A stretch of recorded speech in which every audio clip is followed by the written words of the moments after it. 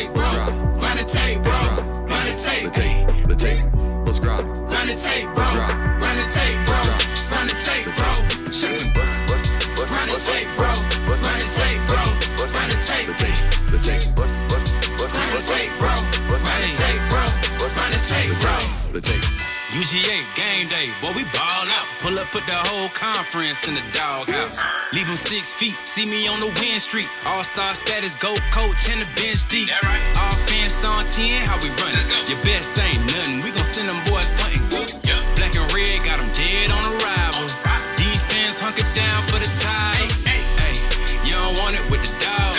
Found guy on it, you don't want it with my dog.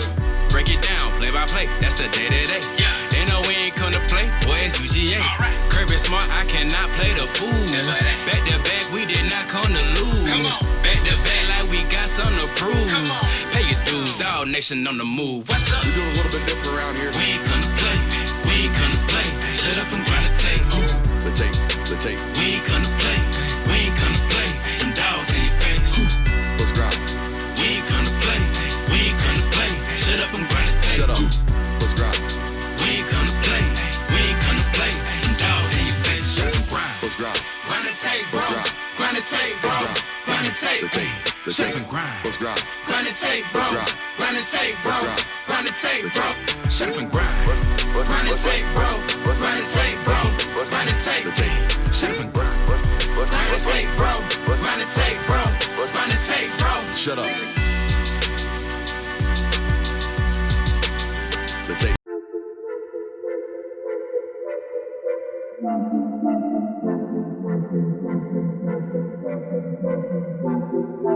Welcome in, ladies and gentlemen, to MBR, or as we like to call it around here, Nothing But Rants, the show where I find topics that I'm oddly passionate about and I pontificate upon them. These are not hot takes, but rather takes that I'm hot about. What's up? You really like that?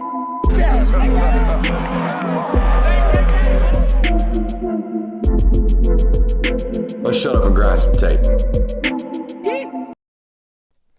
What is up, ladies and gentlemen? Welcome in to the Film Guide Network on a fabulous Monday evening here in the studio. We got a loaded show for you guys. As always, it is a Monday night, so the boys have their reactions from the weekend. We also have our Week 11 previews here on a Monday night, of course, and much, much more. And, of course, Hugh Freeze has been fired out at Auburn. We will obviously start the show with that. We'll give you our takes on candidates. We'll give you our takes on the Hugh Freeze regime.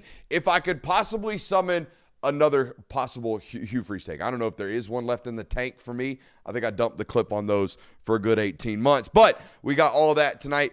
Make sure you're hitting that thumbs up button. Make sure you're liking, subscribing if you haven't. Shouts out to 80,000 subscribers, by the way. We were right on the verge on Thursday's show, and here we are sitting at about 80.3. On the verge of 80.4. It'd be happening like that on the way to 100K. Shout out to you guys. Make sure you're hitting that thumbs up button. Firing off in the chat. It is a Monday night.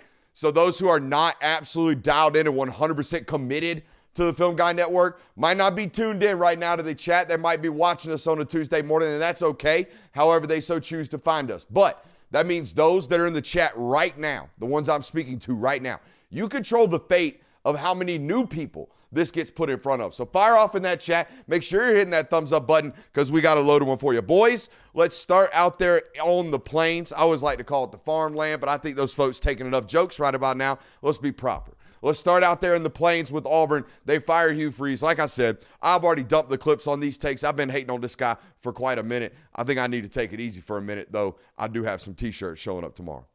Well, I mean, we considered... Hey, we're so dang close, Kirby. We're so dang close to those T-shirts showing up. Don't you worry about it. Heard that before. Well, I mean, we considered Hugh Freeze as fired for probably the last few weeks. But if there ever were a nail in a coffin to exist, it would be scoring 3 points against Kentucky at home, probably. Oh. Like, if the one ever existed, that would be the definition. Y'all wouldn't let me hate watch it. Well, not you. You were okay with it. You were not. You were opposed to me sitting there hate watching the misery that was 10-3 Kentucky Auburn. There was a much closer and pivotal football game occurring at that very moment. And like I said on Sunday's show, which I think Jonathan watched. Yeah, I did. We exchanged hate watches. Yeah. I gave up the Hugh Freeze hate watch for you to pop an umbrella on Georgia Tech. Hey, man, we'll get to that later. But We will get to that It was a later. successful hate watch weekend, that's for sure. But no, this had to happen. I think Yeah. we all kind of came to that conclusion. And I know there was kind of the, you can't really fire him because that roster and the recruiting, you can't lose that momentum there. But what good is this roster if you're going to do what you just did on Saturday? So very, very clearly it was time for Hugh Freeze to go. I will say this. About 2 weeks ago on Sunday's show, no, it was about a month ago. It's after they lost to Georgia. I was just dumbfounded how this guy could spend a week of his bye week when he's coaching for his life and design basically a new offense, had a bunch of new plays against Georgia. I mean, Kirby Smart said after the game, they ran things that we didn't even rep all week during practice.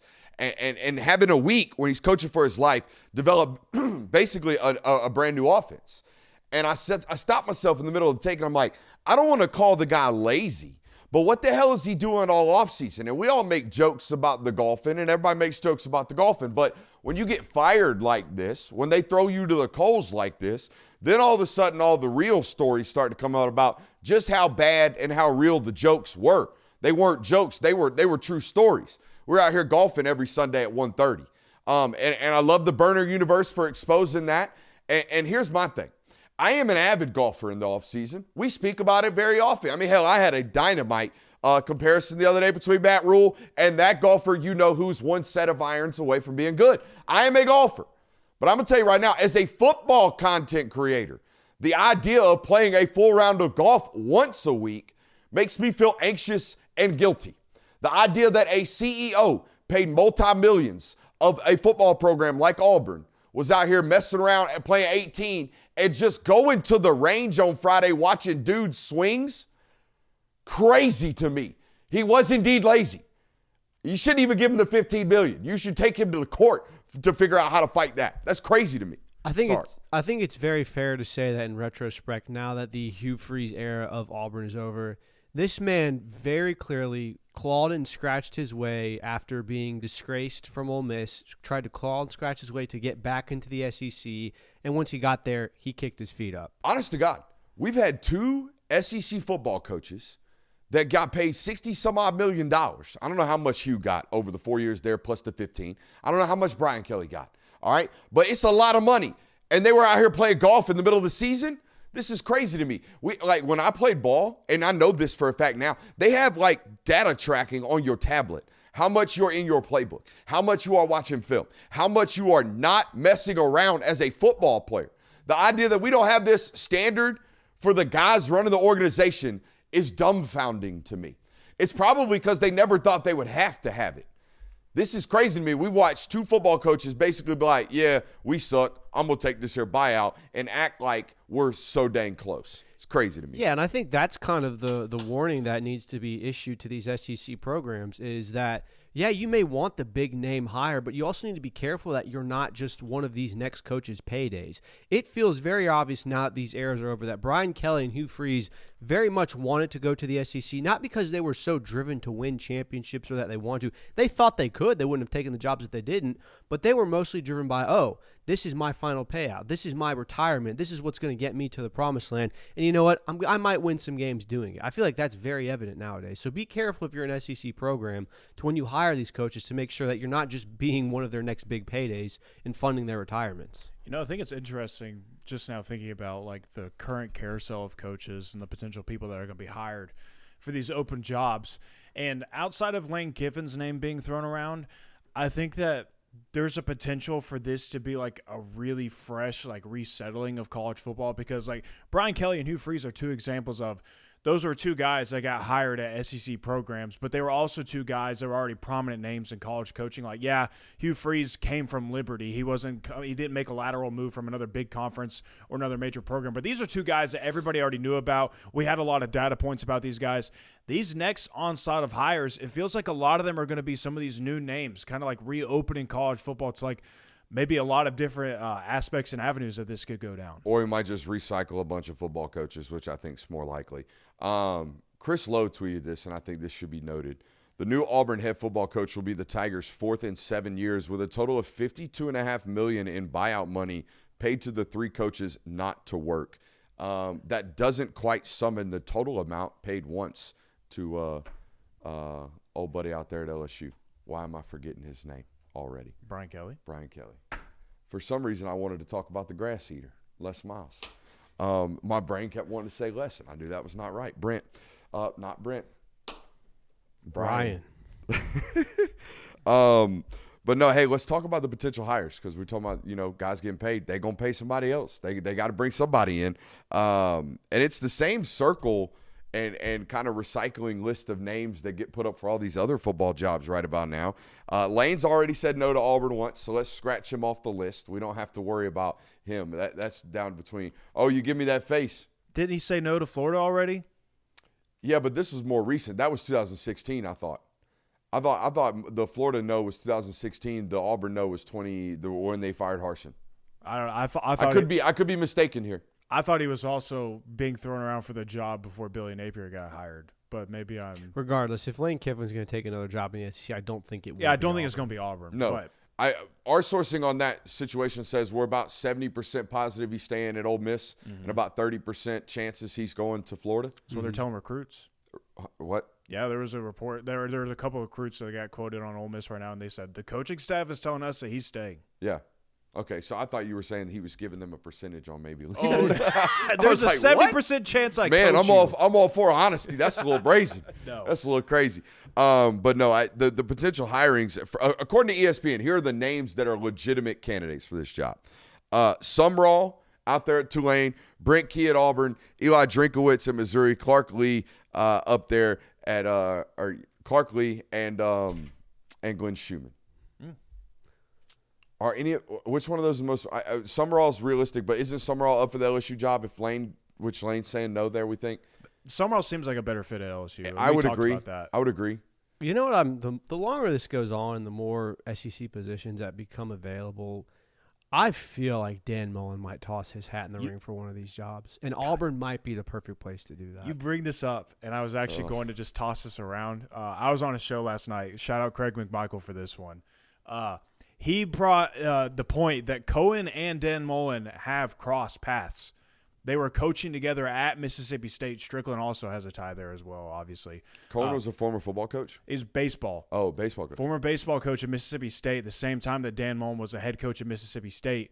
So there's already kind of a relationship there. What's up with these baseball coaches that get into ADs? It's far more of a likely track than the football coaches. Isn't that weird? Yeah. You notice that? Yeah. I don't know. Anyways, weird sidebar there. But I think I've that's noticed kinda that like- trend, especially at SEC schools. That's like an off-the-wall Josh Brooks played football. type of candidate, though, the Dan Mullen, that is. Interesting that I guess like James Franklin isn't being thrown around a whole lot more than I thought he would be. Maybe he is legitimate about taking the job at Virginia Tech. But, I mean, those list of candidates. I think the getting people hyped up about James Franklin thing right now is kind of hard to do at these top 12 to 15 range jobs. Yeah, that's fair. Which is where we feel like Auburn and he just lost one of these jobs.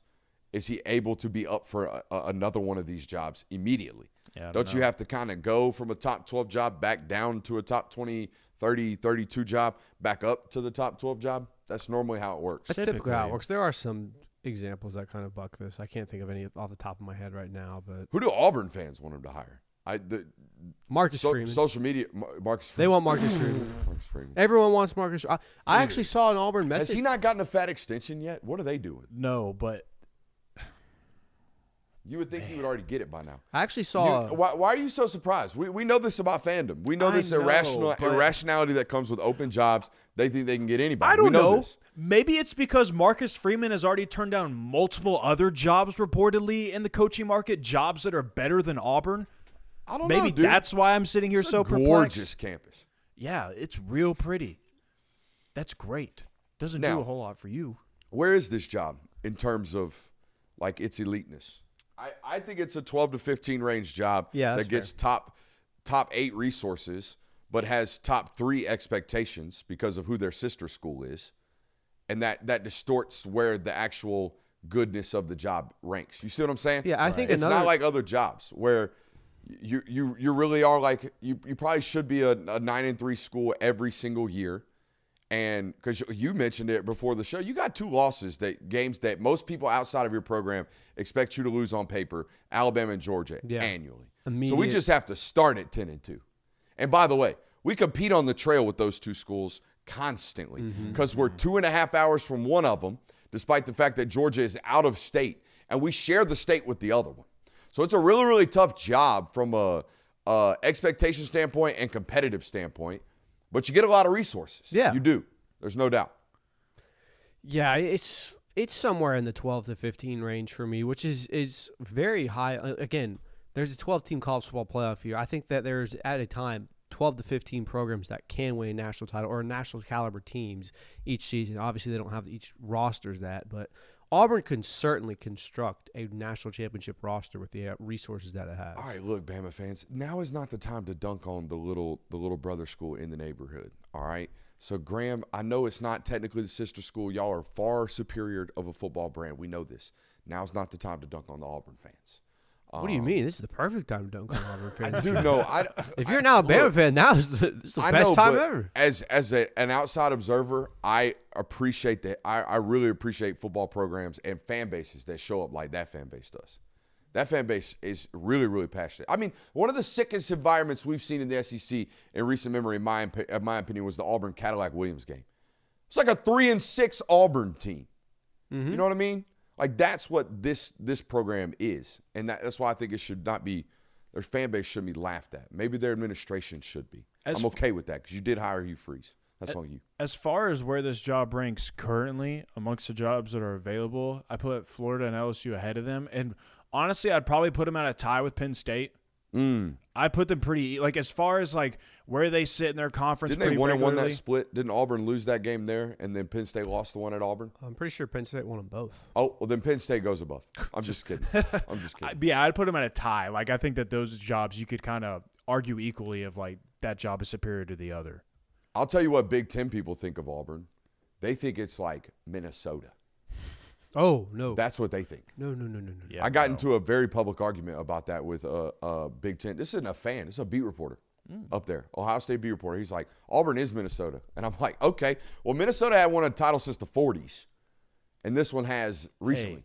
Hey, that's the last team to three-peat, though. You're right. Don't be disdaining the Does it really Gophers. count if half of the football teams didn't exist because we were at war?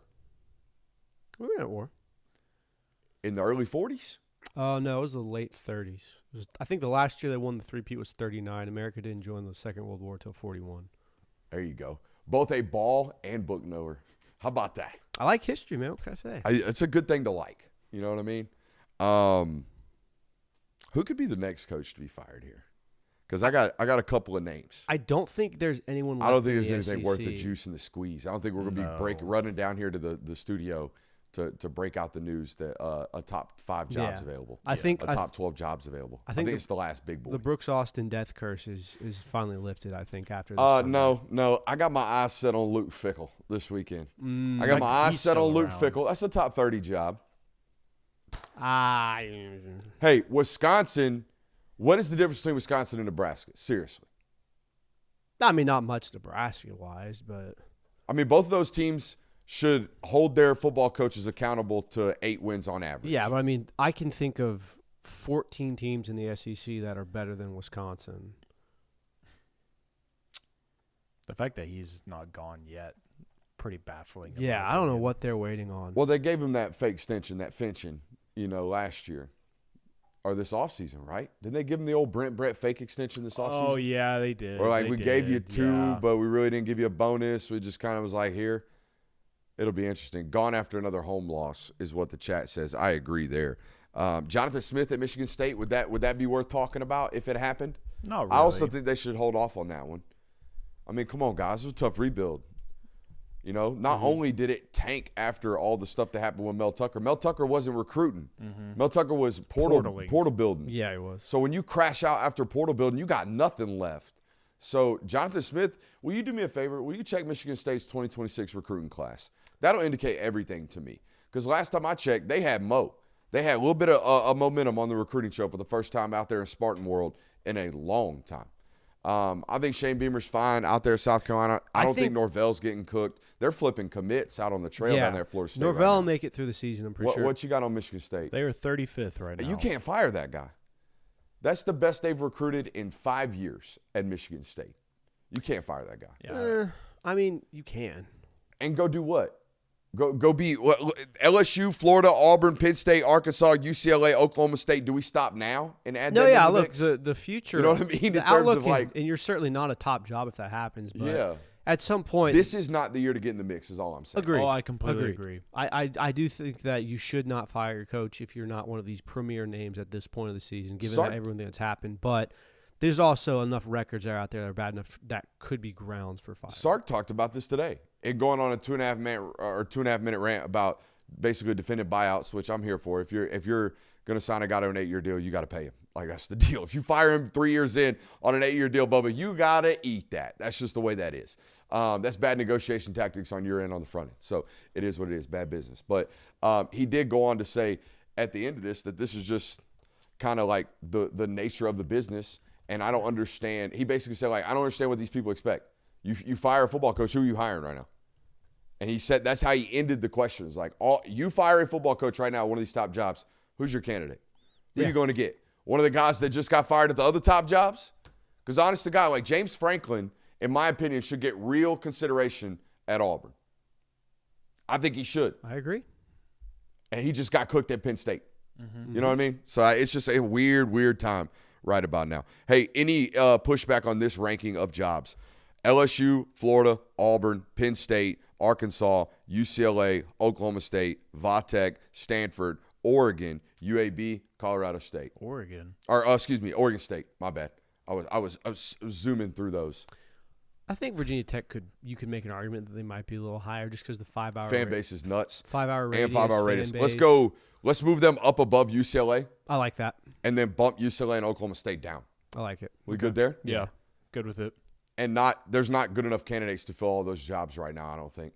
And that's scary to me. Not on paper. You know what we didn't talk about? And I know we're pressed on time. We already got to move. If you're Eli Drinkwitz, do you take that job at Auburn? I think Auburn, he should no. take one of Auburn or Florida, in my opinion. If you want, You should? Shouldn't. I think he should. Let me rephrase that. I think he should take the Florida job if he is able to take that job. Auburn, I don't know about that one. Like, I don't know if it's that much of an improvement, but I don't know if Florida – honest to God, I think Eli's in a good spot right now. he's in a phenomenal spot. Eli's at a spot, and I know you know this and you know this. I don't know if the common football fan knows this about Missouri. Missouri just had a booster drop off $62 million for their NIL Cha-ching. and didn't say a word. Said, don't put my name on a bathroom. Don't put my name on the new weight room stall. Don't do nothing. You don't have to say a word.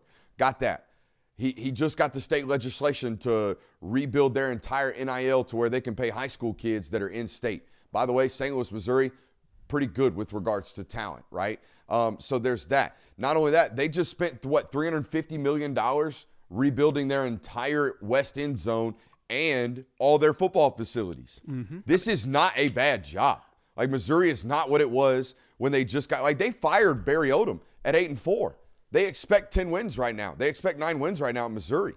Plus, I mean, honestly, now that I'm thinking about it, I'll just give you a few examples of Eli Drinkwitz was able to pull Williams Nwaneri away from Georgia in a recruiting battle. He was able to pull Luther Burden to Missouri away from Georgia in a recruiting battle. He was able to get Damon Wilson off of Georgia's roster while Ohio State was sniffing around. They were the leader. He was able to get that one. He got Matt Zollers in a recruiting battle with Penn State and Georgia. They're letting him spin and compete with the big boys. I mean, Ahmad Hardy had 1,300 yards as a true freshman at ULM Monroe. I highly doubt they were the only ones sniffing to steal that one off the roster. So obviously Missouri has no problem ponying up when they feel like they need to, and they're doing it on a consistent basis. So maybe you're right. Maybe he doesn't need to go to Florida or Auburn. He is in a great spot. And again, if you go 9-3 3 years in a row at Missouri, they're going to be wanting more. But I think they might call you crazy if you say we might need to fire this guy. You might get called the Mark Richt. What is this new take about being the Mark Richt or the James Franklin of your football program? By the way, we're going to talk about you guys. You know what? Let's start right there. We got Week 10 reactions. I know it's at the bottom to talk about Tennessee and Oklahoma, but I got to get this up off my chest. I've gone pretty viral in the Tennessee space lately talking about these football coaches and everybody – up in arms about Josh Heupel, and I want to get all of these things out first and foremost. You are frustrated as a fan base, and you should be, because there are things that he consistently is relatively bad at. And we talked about this on Sunday's show. I think Hype's teams are consistently bad in the red zone. I think they're consistently bad in the penalty department. I think they're consistently poor tackling football teams. I think they're bad in 2-minute. I think they consistently have issues that cost them football games. I think they have had critical losses that display this, right? Critical losses that show these consistent issues showing up in the end of fourth quarter games that ultimately cost you this, right? Like your propensity to be bad in 2-minute, I think cost you Arkansas last year. It was a nightmare down the stretch in that football game. Your red zone issues showed up against Alabama and cost you that football game. Your red zone issues showed up again, in my opinion. The green zone is the red zone in this offense. When they get 35 and in, it's condensed because they can't take 50-yard chunks. Okay, so that's an issue that keeps showing up, right? All these things are consistent problems, yet he is your best football coach. All right, he is your best football coach in 20 years. And I keep seeing this, well, y'all, this is our Mark Richt. This is our James Franklin. No, he is not. He is not. You know what was? Philip Fulmer. Philip Fulmer won 10 games a year. They ran him out the year after he went to an SEC championship. We looked it up today. The year after he went to an SEC championship game because they thought they could do better. They were winning 8, 9, 10 games a year. They thought they could do better, and they spent 20 years winning 7 games on average. Then a coach drags them out of that to 9 to 10 games a year, and now they're not satisfied. Now they want to move on. Now, I understand that the expectations of this year shifted in the midst of it. You felt like you were really, really good because you are. You are a really good football team that has lost in very, very weird ways and consistent ways, and they could get fixed. And that's what I would be hopeful for, that these things get fixed. I feel like all championship coaches have shown within 3 years they are caliber of getting to the doorsteps of winning a national championship. He has checked that box, has he not? Mm-hmm. So now you wait for him to continue to grow, which, by the way, I feel like on this network, that's all we've talked about with this guy.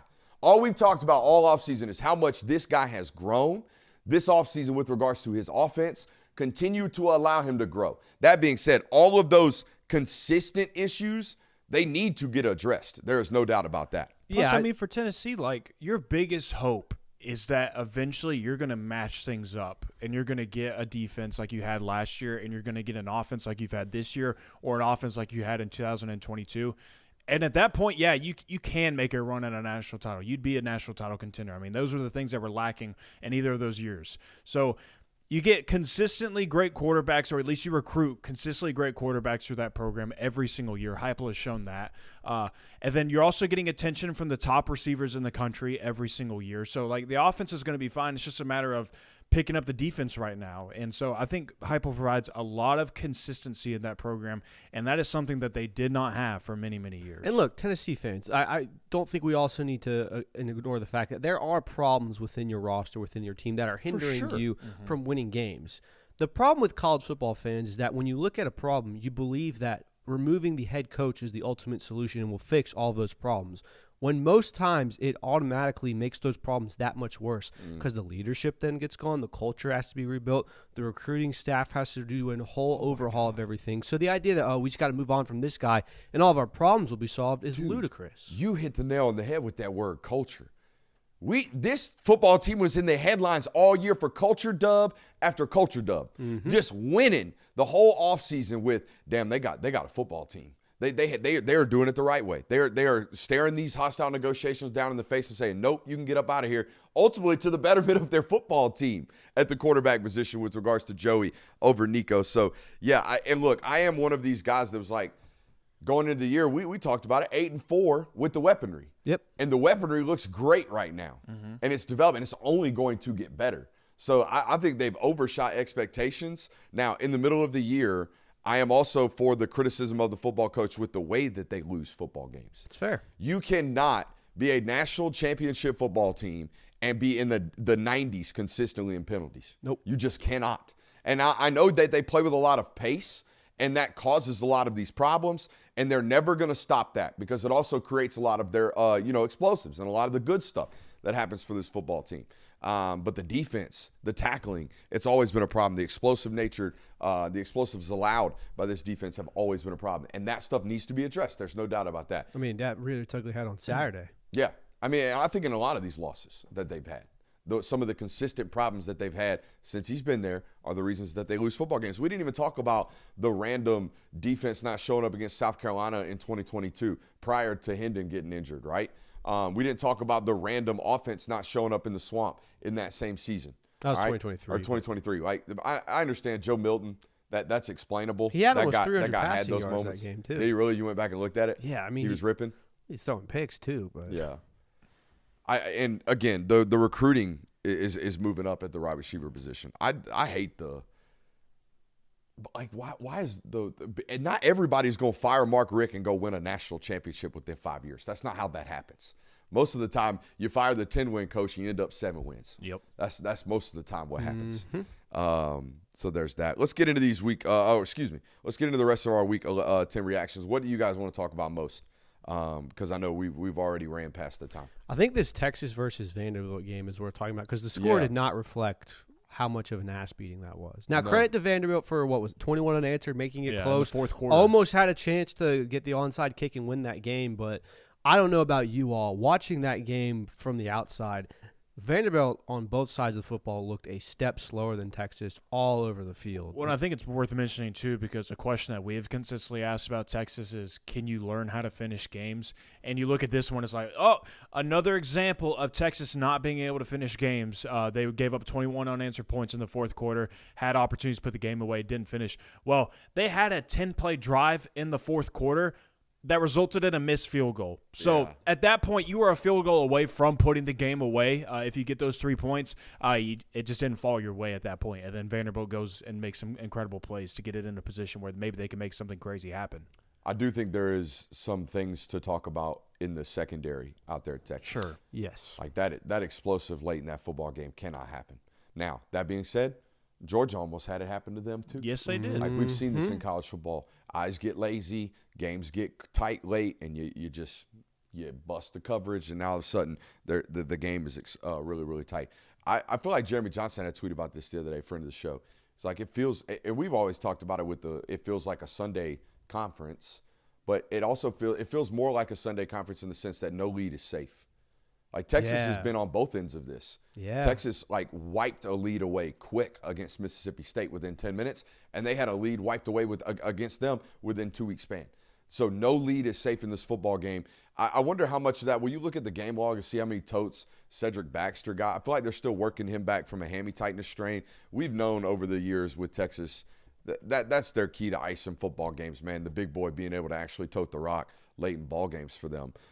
He's been, like I said, nursing a hammy. He had 7 totes. See, again, not getting back to health there. They have no real way to ice football games late. Like, what did they rush for? I bet they were sub 120. 100. Yeah, like it can't happen like that. You're gonna be tight. You're gonna have a tough time icing football games if you can't run the ball. Speaking of which, let's talk about Miami. I talked about it on Sunday's show, guys. I've seen that story. That football team has way too good of an offensive line and way too good of a running back to have an offense that looks like they don't have a good offensive line. Mm-hmm. And this is college football nowadays. And it has nothing to do with Carson Beck, and we'll have plenty of opportunity to talk about the PR nightmare he had after the football game. But this is a new philosophy for me, watching all the football that I do. With the way that the hashes are spread, with the way that defenses have created the run stunts and all the things that they're doing, crossing noses and tackles and throwing different stuff, exotics in the run game, hunting TFLs and really stopping traditional running back runs. If you don't have a quarterback that at least adds into counts, it does not matter if you have 4 NFL first-rounders up front. It doesn't matter, like Georgia last year, if they had 3 NFL starters on their offensive line and a 4th one that got drafted. It doesn't matter. They will go on the road and look like they can't run the ball worth a damn against Ole Miss. It will happen. And again, it has nothing to do with 15. I think he's a good football player. He's one of the best pocket passers I've watched, despite the fact that he continues to throw picks. All right, that's crazy to me, and I'm going to have to back off of my best pocket passer because we keep throwing at the other team. All right, but it happens, and the more and more coaches I talk to, the more defensive coordinators I talk to, the more offensive coordinators I talk to, the more of them that live by the fact that we just ain't going to recruit a guy if he can't balance the counts anymore because it makes it way too damn hard to be a balanced offense. That team is way too good to be one-dimensional. That team is way too good for defenses like SMU to just be like, single high, man-to-man, blitz the hell up out of them. We're going to get up off the field eventually. That's crazy to me. Yeah, I mean, I said it, I don't know when, but I said it, I think, at that moment where a lot of claims are being made of Miami being the best team in the country. They were undefeated at the time. They went through those first 4 or 5 weeks of the season looking like maybe the best team in the country. And when I looked at the back half of the schedule, I was like, well, now you actually got to go out there and finish. You have to go out there and not sleepwalk your way to a college football playoff, because one of these will happen. Your first road trip outside of the state of Florida, an 11 a.m. kick against SMU, a team that just won 13-12 against Wake Forest. You can't sleepwalk your way through that. We talked about it before the show. Who was the last guy that couldn't move off the spot and be dynamic that won at a national championship rate? And you gave me Dwayne Haskins? Yeah. Did you check the year on that? Was that 2016? That was 16 to 19. But he didn't start until like 18 and 19. But he won a title in like 17, 18? They never won a title, but they Okay. they competed at a national title The level. caveat, too, was with a balanced offense, right? Yeah. Because that was also they could a lot run of- the piss out the ball. And I think that a lot of people are probably going to instantly go, well, Mac Jones, well, they were just throwing the piss out of the football back then. Nobody could stop the wide receiver unit. You didn't need a balanced offense. Correct. Yes, no, but you're absolutely right. Like, you have to be able to at least have some pocket manipulation. Because people have mentioned the kids at Ohio State and Alabama. Those guys are not – those are modern quarterbacks. Those are not statues. Those are not guys who have to slice you up from inside the pocket. Those are guys that if you move them off the spot, now we got to play the second play. Julian Sand can extend with his legs. Ty Simpson is killing people outside of the pocket right now. So those don't quantify, or those don't qualify for this level of discussion, in my opinion. You've been all over the PR nightmares. He had another one after the football game. I just don't get it, man. I really don't. It's just to the point where nobody can honestly feel bad for you when you continue to do this. Like, you'd think that maybe we would learn at some point, especially after the first one, and then we have to come out here in our next press conference and say, oh, well, it got taken out of context. It's not what I meant, when we really didn't even own up to our mistake at that point either. And then the same thing happens. We throw a game-losing interception in overtime, and we just say, oh, well, I'm just executing what's called. Well, no, you're not executing what's called. I'm sure that the play call is not. Give it to the other team, Carson. Like, I just don't understand this at all. You're not doing yourself any favor. That's what I said. I think this was when he was even at Georgia and all of the, Lamborghini girlfriend stuff was going down. I was like, you have to do yourself a favor in the eye of the public, because if you aren't playing well, everything you do and say off the field is going to come under scrutiny. So you have to know that, with the idea of, if I do have a bad game or if something does go wrong, I am not in the position to be heavily, heavily criticized and have things that point to and say, oh, this is why he's not playing well. The rest of my microphone having career, I will never criticize a quarterback for having quarterbacks speak at the microphone. I would rather you be dull and boring than to me have to come on here and talk to a 24-year-old and explain to him why we can't say things like that, because we're going to have hundreds of thousands of views on TikTok of making us look like what the nation is going to think is a loser. And we can't have that in our public image. That's bad. We can't ever have that. And he's had not one, not two, not three, but like 4 or 5 of these since he's been a starting quarterback in the limelight over the last 3 years. Far too many. Far too many. Can't have it. Now, let's talk about some other ones. Your Georgia Tech Hex prevailed, and I will allow you to take a victory lap, sir. Oh, we boy. popped an umbrella on them boys. We talked about this one leading up into that game about there's just something fishy going about on. Georgia Tech. 5.5. On paper, they're a great team. It shouldn't be questioned. Haynes King is a Heisman frontrunner in some people's opinion. We had people saying that they were going to be undefeated by the time they played Georgia, and it just didn't add up for me. So I had to put a hex on them, and by God, it worked. They lost to NC State in ugly fashion. You gave up, 41 points to that team? Mm-hmm. 4-4 NC State? Ooh, yuck. Shame. And, maybe this, was the thing that we kind of stumbled into about this Georgia Tech team, about how we were looking at the time of possession. It's like, whoa, Georgia Tech is like 96 in the country in time of possession right now with that offense. Quickly. Wow, putting up a lot of points. That's Yeah. great. But that doesn't seem like a team that should be putting their defense on the field as many times as they are. And when you put yourself in that situation like you did against the NC State team that is executing at a high rate and the offense can't stop scoring points, and you can't either to an extent, but you're also making your defense go out there and have to stop an offense that isn't that is playing at a high rate as well. Like, you're just setting yourself up for failure in some of those situations. I mean, that was my biggest fear. I talked about this Sunday. My biggest fear about that Georgia Tech team was the fact that maybe one night they might have a bad day defensively. Mm-hmm. And 48 points was what they gave up, not 41. So it was damn near 50. Can't have that. Yeesh. They just don't have enough blue chippers on the defensive side of football. No, that's true. Also thought, and we're not going to take a victory lap because everybody makes mistakes, but they had one major spent way too much money on a kid we thought was not going to work out. They spent over $1 million on a 265-pound offensive tackle, and we criticized it and criticized it and criticized it. Imagine if they would have spent 7 figures on an edge rusher or 7 figures on a safety or whatever. You see what I'm saying? They needed a defensive blue chipper. That offense, I'm not saying that offense is gimmicky, but that offense doesn't need blue chip status offensive linemen. Your head football coach is one of the best offensive line gurus in the sport. Probably should have been spending that money on a blue chipper elsewhere, in my opinion. Completely agree. I mean, when you're a program like that and you spend $1.2 million on a non-position player, he better be a dude, and he better play right now. And that was the very first thing we said about him. He's got to gain 50 pounds before we can even put him on the field. Crazy. Not to be criticized now. The defense was what should have been criticized, but I can't think that kind of points to it. Mm-hmm. Let's go. I think we're good on that. Hot take, I think Nebraska wins that game if Dylan Raiola plays the entire 4 quarters. They're up 14-6. He goes down. I think they ice that football game. Yeah, I mean, you could definitely make that argument, but I think that I like playing what-ifs every once in a while. The greater issue is that Nebraska has once again found a way to lose a game that they could have won, they arguably should have won. Now, circumstances obviously indicate you lose your starting quarterback. That's pretty damning for most teams. However, at some point you do have to have a discussion about not just Nebraska itself, but what Matt Rule has as a coach to where you can't figure out how to win these games. And I know that this is not the best example to point to because Dylan Raiola got hurt, but still. I'm not going to sit here and make fun of Jay Will too much, but your Bearcats got absolutely thrashed on Saturday night by Utah. They did. It wasn't even close. No, that was a game From that opening kick, rolled them.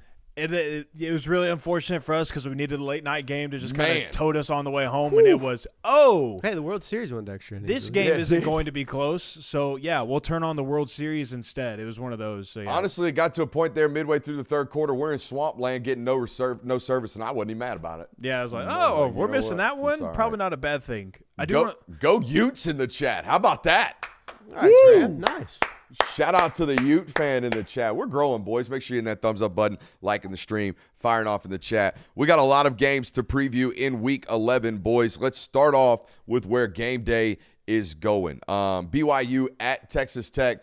Boys, I watched the old Red Raiders today. Do you want film notes? I would love some film notes. Let's rat-a-tat-tat through these really, really quickly. I was impressed with the coaching adjustments, particularly on the defensive side of the football. K-State was doing a lot of FIB stuff with them, a lot of funky stuff, putting 4 guys on one side of the formation and then trying to sneak guys back over to a lot of grass area and getting to chunk plays early, right? Really getting explosives flipping the field on Texas Tech. Immediately, within like 17, 18 plays on the film, you can see them starting to make subtle adjustments to take away some of that FIB stuff that K-State was doing. I was really, really impressed with that. They're big. They're probably the biggest personnel football team I've studied to date, apart from Iowa State. And they have some of the same problems with team speed. How about the film note observation I sent you today? Pretty dialed on. We'll talk about it here in a second.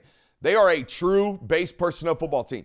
They will play 4-3-4. All right, they will play 4 down linemen, 3 traditional linebackers, and 4 defensive backs. That is not the nature of modern football. Most people are playing nickel, meaning they have 5 defensive backs on the field. Georgia and everybody in the SEC calls it a star or a rover or whatever they might be. They are playing a true base personnel football team, even against 11 personnel, even against 10, even against trips, and they will play big bodies. Now, I had a theory that this would lead to them. I'm watching them giving up chunk plays to K-State. They got bad team speed issues. All right, real bad team speed issues because they have 7 big bodies on the field. They have 7 players over 235 pounds on the field. So, yeah, they don't have as much team speed. And I text Jay Will, I said they probably don't give up a lot of explosives, but when they do, they probably give up massive explosives. They were, in terms of numbers allowed, really, really high end in the 20 and 40s and really, really low end in the 40-plus yard explosives, right? They're pretty low on the 20-plus yard explosives. Here, I can pull it up for you right here. They rank 21st in the country for 20-plus yard plays allowed. They rank 34th for 30-plus yard plays allowed. They rank 72nd for 40-plus yard plays allowed. So what that is showing is as balls get further and plays get further into the secondary and into the second and third levels of the defense, them chunk plays become even bigger chunk plays. Now, is that a problem against BYU? I don't know. BYU not known for a lot of team speed over the years, so maybe not a problem this week. Maybe being big actually plays into their favor in this football game. I think they're just a really, really good football team. I was expecting to see a lot of these blue chippers that they bought up out of the portal. I think they just play really clean football all around. I was really, really impressed. In fact, offensively, I thought they struggled to move the football quite often. I look up midway through the fourth quarter. I think there's 5 minutes left there in a 29-20 football game, and then bang, bang, defense basically puts them in the position to score two times. I think the defense actually scored in this football game. So they really, really pour it on quickly when they do. I feel like they did this to Utah as well. When they start to roll, they start to roll quickly, and they're a problem. Offensively, I got 3 numbers for you, and maybe you can check names on this if you can have time to pull up the roster. Number 1, the wide receiver is really, really good and explosive, both in a vertical nature, and they will get him the ball now, and he's tough to tackle. Number 7, the tight end, is a real problem. Number 7's like 6'4", maybe 230 pounds, real skinny ankles. He is a problem in the open field to bring down. And number 20, the back. The back is really, really good out there at Texas Tech. Number 20 would be Jacoby Williams. Number 7 would be Terrence Carter Jr. How big is he? I'll give you the last name and I'll check on that for you. And then Reggie Virgil is number 1. Hey, Reggie. Reggie Virgil. What you know about Reggie? I had a buddy who went to high school. Okay. Number 7 is 6'2", 245. So a little bit shorter, but real, real explosive. Mm-hmm. They use him as a yak weapon, and he's the real field flipper for them. I'm not so in love with the Morton kid, to be honest with you. Now, he's going through a knee injury. He's coming back from one. The mechanics show that. I'm going to show you a drop later where he is very clearly and obviously favoring one of his legs, where he don't even put it on the ground. He kind of like bicycle kicks through his drop. It's the craziest thing I've seen. So there's that. Yep. I'll give you BYU notes tomorrow. I will tell you this. The first clip I looked at, it's going to get a little sussy here, whole lot of ass in that all-22. You go to the tight end of that clip, and it's a whole lot of mass and ass on that BYU offense. A lot of big dudes, including the quarterback. Quarterback built like a fire hydrant. Quarterback, one of them dudes that's 6'3", but he looked like he's 5'10". You know what I mean? Mm-hmm. Compact. You got any thoughts on the football game, though? Did you see that Texas Tech fans are staying out in tents apparently for this game? Like, yeah, waiting they for are College already Game Day? camped out for this game. It's a Monday, and they have set up tents. Shout out to the Texas Tech Raiders, Red Raiders. I mean, That's what it ought to be, man. that's college football, dude. Man. That's college football. And by the way, I think they've always been like that when it's elite football out there. Good luck. I remember convincing the me. scenes when the Pirate was out there. I mean, I think they put the tents out for College Game Day the last time they went there. Good. Texas was there. Yeah. The other thing about this game, I guess, is elite that atmosphere. very well could be a rematch in just a few more weeks for a Big 12 championship. The team that wins this game, you're going to be the front runner in this conference. But it seems very likely that you're going to meet one another again in a conference title game. Yeah. Texas Tech, the best team in Texas now. No. A&M would be favored by 5.5. Texas would be favored by 3. It's a fair assessment. Texas Tech might be favored by a whole touchdown. Or Texas A&M. Yeah, maybe, yeah. On a neutral. Texas A&M, speaking of, on the road in Columbia, Missouri, not South Carolina, facing the Tigers, Missouri Tigers this weekend. Something tells me A&M's about to roll. Well, considering that, I don't know, is Matt Zollers going to start this game? Yeah. Pribs.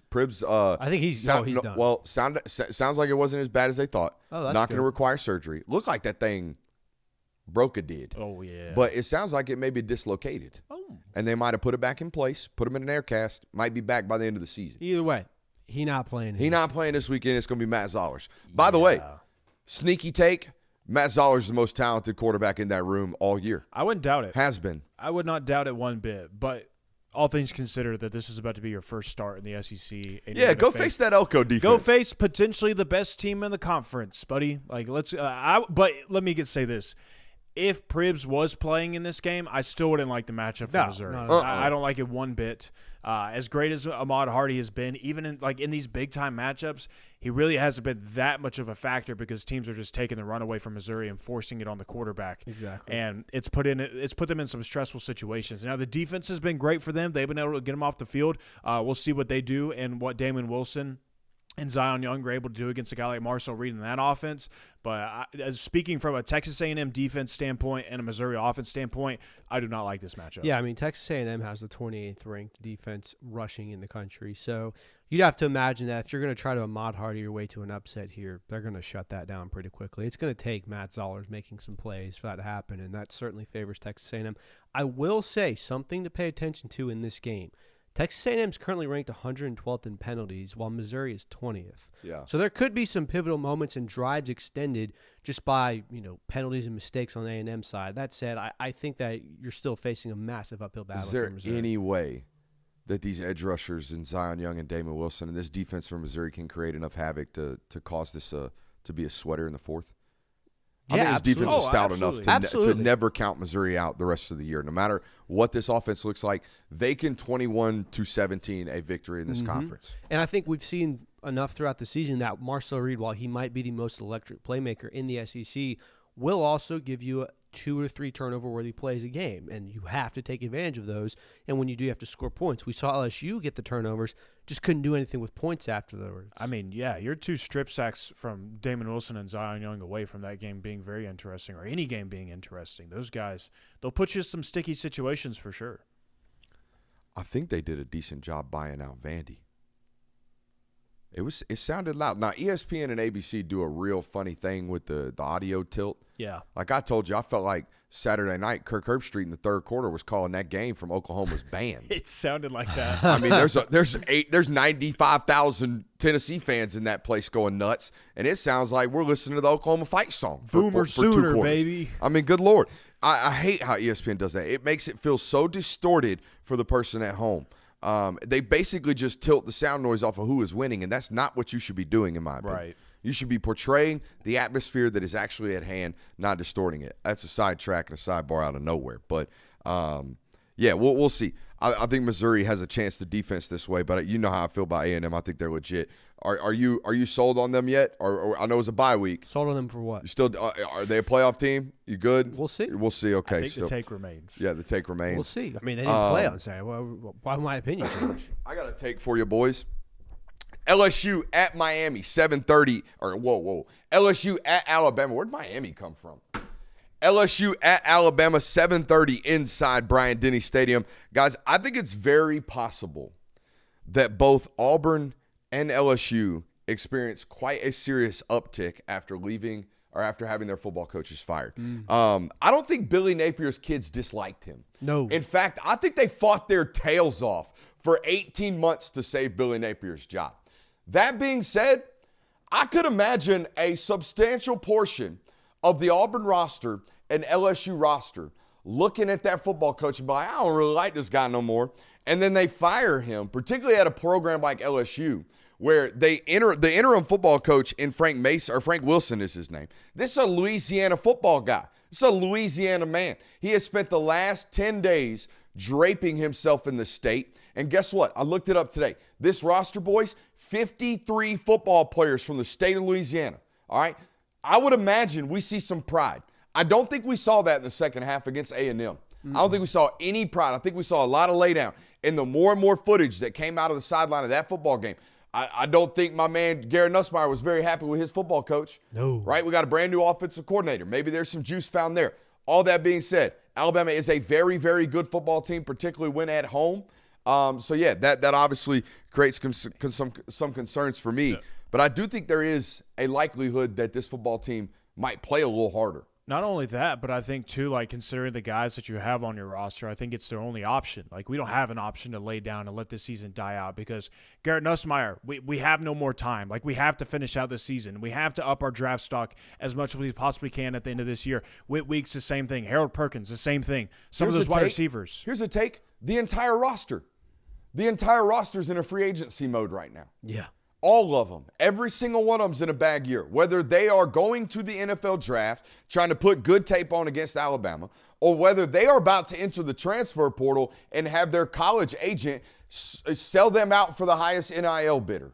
Whatever it is right now, you are playing for a check. Whether that be on your current roster or the next place that you are of service to, you better go out and ball. And I would imagine that's what the image or the motive is, the modus operandi is in all these programs right now that have interim football coaches. You are in a bag-chasing moment right now that you have never foreseen in your life. And it's not even that. It's you do get this kind of, and we can poke fun at Carson Beck for, loving football again, but you do get kind of this reinvigoration and this rebonding moment in some instances, especially when you might not necessarily love the head coaching figure that's there. Like you said, I don't think this was the case for Billy Napier, but I would be shocked if you get an Auburn team and an LSU team that come out on Saturday and are less motivated, less cohesive, and less willing to play for the team that they're on. So you're absolutely right. You are going to get some form of a bump, and there's still a lot of talent on this LSU roster, but winning in Tuscaloosa on the road is a tough ask for them. Especially if Kalen DeBoer is wearing a black hoodie. Oh, don't start that. Oh. Keep the main thing, Curb? Dude, the whole, these jerseys are cursed, this is good luck is so stupid. Let the fans do that. We are analysts. We do not play those stupid-ass super games. Serious football guy over here. You gotta love it. You gotta love it. Spoken like a guy who speaks on a show with 80K subs right there. Yeah, dealing with all the Georgia fans go, we can't wear black jerseys. No. Just shut up. I don't know, dude. He's had a couple bad losses in a non-black hoodie. Just kidding. Can we kill this real quick? Sure. Kalen DeBoer has 5 losses since he became the head coach of Alabama. 2 of them were when he was wearing black hoodies. Yeah, but he's 13-2 in it. Bro. I don't know what the numbers are. Almost half of your losses at Alabama have come when you were wearing the black hoodie. Who cares? I also think the likelihood of Alabama getting caught napping 2 weeks in a row or 2 games in a row, one after a bye, I don't think that's likely. I think this football team probably took the last 10 days taking a good deep breath, licking their wounds from one of the toughest stretches any college football team will have this year, and about to come out playing like they're supposed to. Also, does LSU have a single speed rusher that gives you like big time fear outside of Harold Perkins, who they're not really using like this? Not really, no. It's a good matchup, I think, for Alabama, especially if LSU is going to play as much man-to-man as they always do. Most definitely. It'll be interesting. We got our predictions coming up on that on Wednesday, but I think I'm leaning Tide, as Bama Brooks normally does around here. The thing I'll be most paying attention to in that football game, though, in all seriousness, is will either of these football teams be able to create or establish a consistent run game? We know LSU won't. We can just throw that out. Yeah. So Alabama, will you? Or is this game going to last 7 hours because there's 85 pass attempts? Ooh, that's a... I'm okay with it if it does. Yeah, I'm good with it. It's the night game. Yeah. If y'all want to go till 1 a.m., I'm cool with it. If it takes 90 attempts, that's what it takes. I'm surprised you can't bet over-unders for game length. Yeah. Too many random factors. Or snaps taken. That Texas. I watched Texas Tech earlier today. They scored 29 points in the first 57 snaps and scored 40-some-odd points in the last 25 snaps that they took. It was crazy. So...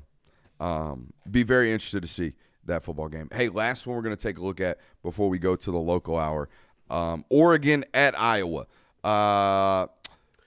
That place, travel first and foremost. Travel. Got to go out from Eugene to Iowa, plane ride. Got to talk about it.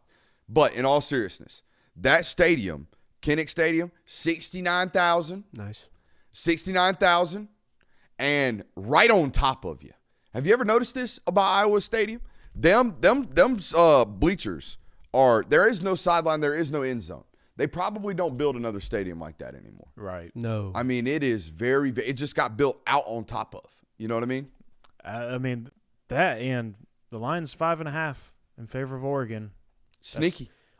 Sneaky defense. Weird, guys, man. They did 20-15 Indiana a couple weeks ago at home. The joke is always, can Iowa do the classic muck it up and win a 17-10 game? That is literally Iowa's path to victory. They are the second-ranked team in the FBS for yards allowed. They rank 5th in yards per game, 10th in rushing yards per game. Their defense is top 5 all around. The problem is their offense is so bad They are 121st in yards per game, 132nd dead last in passing yards per game. Surprise, surprise. Like, they are not a good team offensively. So this will be literally, can Iowa force enough Dante Moore mistakes and just a slow, methodical death for Oregon to win this game? I think it'll be a good test to see if Dante Moore is indeed the 4th-ranked quarterback on my list. You know, we're not getting a lot of these this year. The last test that he had against a defense that does a lot of good disguises and a defense that does a lot of mixed zone coverages and hides what they're doing pre-snap and then moves into what you don't know post-snap. I saw a guy in Dante Moore that did not trust what he was seeing against Indiana. He's going to see a very similar defense with regards to structure and confusion, right? Yep. The structure is based on confusion, based on making sure you don't trust what you're seeing, and eventually the pass rush getting home and pushing pockets. So this is another one of those tests for a young quarterback with regards to experience in Dante Moore of, can you go out there, trust what you're seeing, be dynamic against zone coverage, and go out there and play good and clean on the road. As long as Iowa does this one thing, I think they have a chance. As long as you don't give any smack talk to Dan Lanning in Oregon, I think you're going to be all right. Just I don't give him think any Kirk headlines. Ferentz has ever given us a good take. All right, hang on. Has Dan Lanning traveled to Kinnick Stadium yet as Oregon's head coach? I don't think so. Because I'm terrified what he's going to say or do about those kids.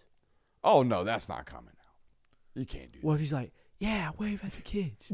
Yeah, we're going to beat your ass. You've been stoving up this take for a minute. I haven't just you? stumbled upon it, actually. just stumbled upon Just thinking of Dan Lang on the sideline while they're doing the Kinnick wave. No, Like, look at them. They're this not is even what he caring would about do. the game. This is They're what- not even paying attention to you right now. Oregon would get a win, and as he's walking off the field, he'd wave up at the kid. Oh, my God. He's not that savage, guys. I don't know. I He's don't kind know. of You savage. think Dan he's Lang's kinda pretty savage? savage. He's kind of I a don't savage. think he's that savage. In a good way. They're distracted. Look at him waving at the kids. They don't even care. They don't even think about you. They're not even worried about you They going don't into even the think fourth. They don't even think you're worthy of their time. That is a crazy take. But seriously, Indiana bamboozled this guy. Can Yeah. he play clean Yeah. against a football team like Iowa? You know, this is the this is just you have a take on the Big Ten. Is this yours? I want you put it in the notes. Give it to it. Yeah, Give it to us. It was just something that I was kind of interested in because I think that this week's slate in totality of college football is like, oh, well, this is kind of a down week. It's too late in the season to be saying that, by the way. There's too many playoff hopes on the line to be thinking that this is just going to be a sleeper of a week. We ain't got nothing to worry about. So don't do that to yourself first. But I noticed that when I was trying to find a great Big Ten game to talk about this week, there really wasn't one. And so I wanted to know, like, well, when are the next marquee matchups in the Big Ten going to happen?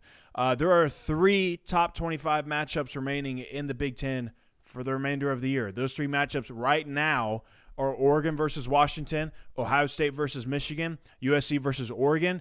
There's an opportunity for none of those to happen, by the way. There's chances for, or at least 2 of those to go away. Like if Michigan takes a loss, they're going to be out. If Washington takes a loss, they're going to be out. So that's just the reality. And then I looked it up for the other conference. The SEC, they have 6 remaining in the year.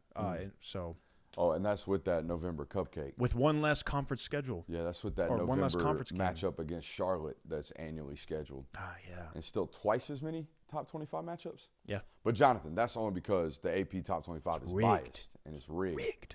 So we'll see how that real true ranking system comes out tomorrow. Did you see the ball knowers putting up their hats today? Oh, we're calling them ball knowers? No, that was ironic sarcasm right there. Did you see the College Football Playoff Committee? I did. They're locking in right now. Oh, yeah. Putting their ball caps on the coat rack. Them Who and puts their a ball cap on a coat rack? Come on, dog. them and their sparkling water. Yeah. I Perrier? Whatever that was. How do you pronounce that? Perrier? Perrier? What's the sparkly fizz water? Those think people are it's- chomping I think on it's ants Perrier. on a log and sparkling water while they watch college football. You call it ants on a log too? Oh, yeah. What Yeah, else yeah. would you call it? I don't know, raisins on celery and peanut butter? If you want to get super generic. Here's a take for you. Should I unleash this one? I will do it. We have 6 Big Ten programs that are serious about football. And what do I mean? What is serious? Here's my level of expectations for serious. We spend, invest, and care to the point where we consistently demand 8-4 results. If you don't consistently show up and do 8-4, we will fire you. All right? And those 6 programs are Penn State. The 5 or 6 programs are Penn State, Ohio State, Michigan, USC, and Oregon. And we debated whether or not we put Indiana in this mix. Yeah. But I feel like if Kirk Cignetti spent 4 years, the next 4 years going 8-4, Indiana ain't firing him. And prior to Kirk Cignetti, if somebody consistently went 8-4 at Indiana, ain't nobody firing him. This is a good point. Now, what did the good man Tom do right there before they left? Tom Allen. I think he wrapped it up with 4-8. Wrapped it up with a good 5-6 or 5-7. They were very bad towards the end of that. They had that. So that might push that theory. They had that one season in 2020 where it was like, "Hey, we're the only team to give Ohio State a sweater in our 6 games." He had 2 winning seasons. Okay, so, but there for a minute, Indiana thought he was a god. Yeah. Now they're going to put seasons. a statue out for this guy. So I'm just saying, if they were an 8-win program, I think they would be okay, and the football coach sticks around. Everywhere else, like in the SEC, we have 5 of these, maybe 6 in the Big Ten. It's an 18-team conference, guys. There are 12 schools that ain't really pushing it like they're supposed to with regards to football involvement and investment and expectations. We go to the SEC, and stop me when I say a program you don't think holds these expectations with regards to resources and ultimate expectations of outcome. Georgia, Alabama, Florida, Texas, Texas A&M, LSU, Oklahoma, Tennessee, and Auburn. Yeah. That's where I'd stop. That's probably where I would stop. Now, Ole Miss fans would throw their name into this hat to make it a full rounded out 10 instead of 9. Ole Miss, I think your football coach has gotten you there. I don't know if prior to him we're firing guys that are 8-4. Yeah. Correct. Fair. You know what I mean? I don't think you fire Lane if he goes 2 years at 8-4. I don't think you should. I think you'd be crazy to do so. Right. But like, just to kind of like cater towards the Big Ten fans, because I know that we have you guys that listen to The us. top is so damn elite. Exactly. It's and so that's what I damn want to elite. say is And like, I don't mean to shout that. you guys hear us talk about the entirety of the Big Ten and think that we are crapping on Ohio State, that we're crapping on Michigan, we're crapping on Indiana, we're crapping on like all those things. No, we're crapping on the delusion. Not doing that. Like all of us would sit up here right now today, and I think majority of college football fans and acknowledge that Oregon, Ohio State, Indiana, national title contenders right now. They are playoff contenders. They are really good teams. They could compete with anybody in the SEC right now. Like All have Heisman contending quarterbacks. that's not All what great. we're saying. So don't come after us for that. We're just saying, hey, We wrapped the segment up with y'all only have 3 top 25 matchups left on the slate moving Right. forward the rest of the season, and this is why. This Right. is why. This is we're explaining why. Y'all, there's too much dilution. The bottom of the conference is just not deep enough, or I should say, the top doesn't extend into the bottom far enough. That's the ultimate. Let's get to these super chubs before we toss to the to the local. B Weezy the Bird says intro video always has aura. We appreciate that. Some people don't like our original sound around here. That's unfortunate. Nicholas Sparakis. My boy Nick says he's a Buckeye fan here recruiting for Film Guy Network. Thank you. All of us Big Ten fans are pitchforking the league's offices to give Brooks & Co. all 22 access. Hey, for Nicholas and all the Big Ten fans fighting the good fight, let's give them 3. We're a little rusty. Was man. not That's on me. expecting that. My It's on me. apologies. It's on me. I thought the lead up might have tipped off that we were going into that. Speaking of Been a going minute. into that, let's go into the local hour. And you know what, Jonathan? Let's not be sneaky about it. Let's hit them with ditties.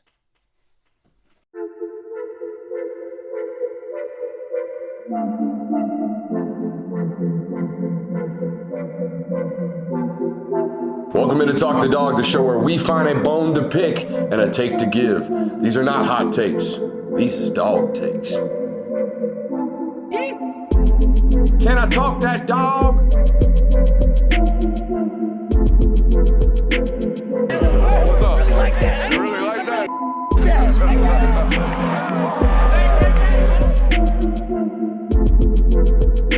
Let's shut up and grind some tape.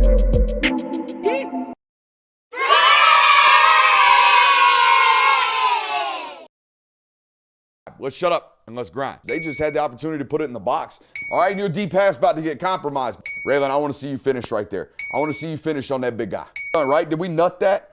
Yeah, we did. Got no business being down near the box. Really, really close and squeeze tight before he ultimately commits to the last hole. The only problem is both of these guys get beat. Both these guys get beat across their face.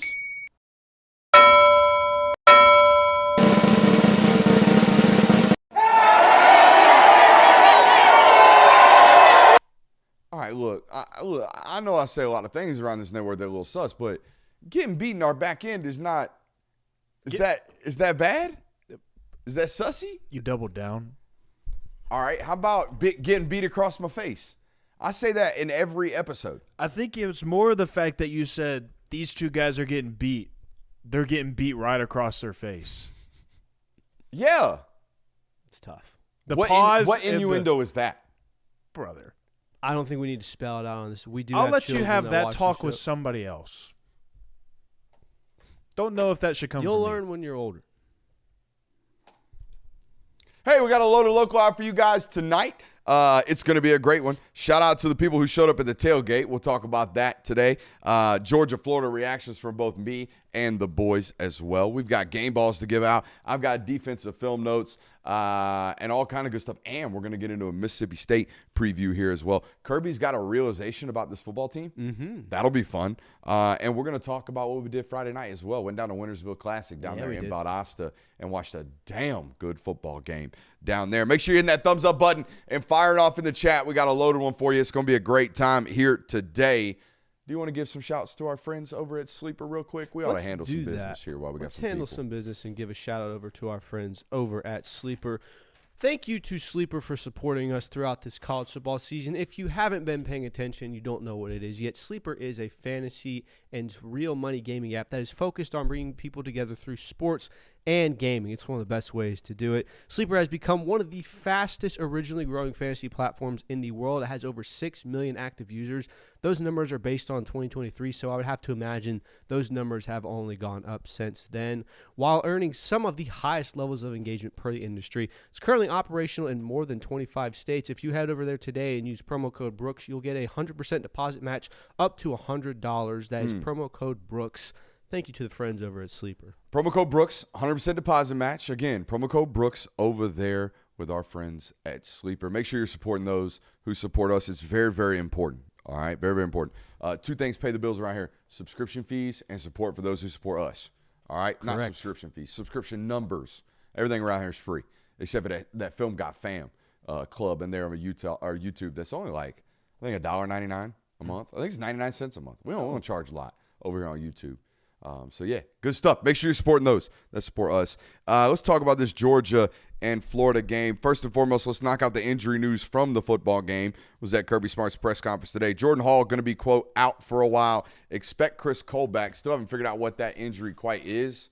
Noticed he didn't get a lot of burn this past weekend. And DeMello Jones expected to be back today at practice, or was expected to be back today at practice, nursing a shoulder injury from this weekend. Was asked about Chauncey. He's fine. Now, let's talk about the game.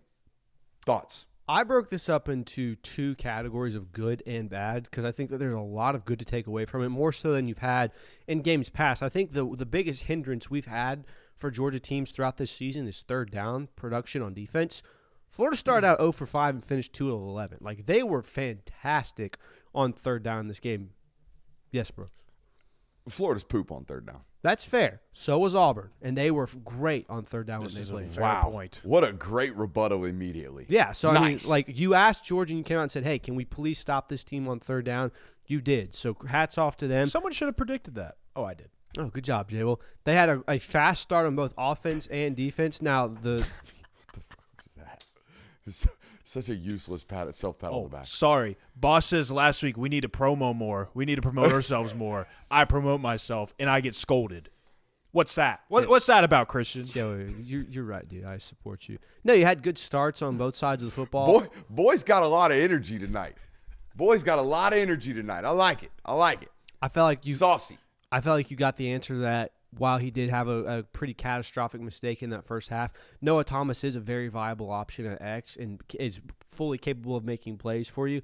And once again, in these types of games, you made the moments that you needed to. You had a fourth down stop. You had a drive that took the score at a going-ahead moment. You had another fourth down stop to ultimately ice the game. Then you had that game-killing drive. You converted a 3rd and 7 with a toss sweep. And I think the biggest takeaway that I had from this as the good is even with Gunnar Stockton not playing his best game and not being the difference maker that he has been throughout the season, it's still winning football. I don't think there was ever a moment where it's like, oh, man, Gunnar Stockton's playing terrible today. It was just, his deep balls aren't as accurate. He's not necessarily making the big plays that he has, and we've seen him make before. So I thought him and Zachariah Branch won the game on third down.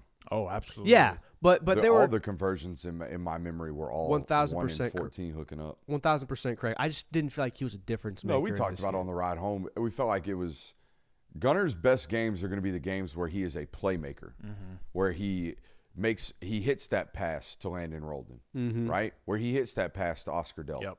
Like those two misses and a couple of maybe could have pulled it, maybe made a play with their legs, maybe held the ball too long, took a sack, whatever it was. I haven't looked at the offensive film yet, but we felt like it was just a mediocre, winnable performance from Gunner. Yeah. And that's the worst he's played since what? Week 1? All year. I thought against Marshall, dude, he had elite pulls. Yeah, I mean, Yeah. maybe Maybe 3 Austin touchdowns. P. Yeah, but Austin P, I guess. Yeah. So I thought, again, he made play. He was 240 yards passing, 50 yards rushing against Marshall or something like that.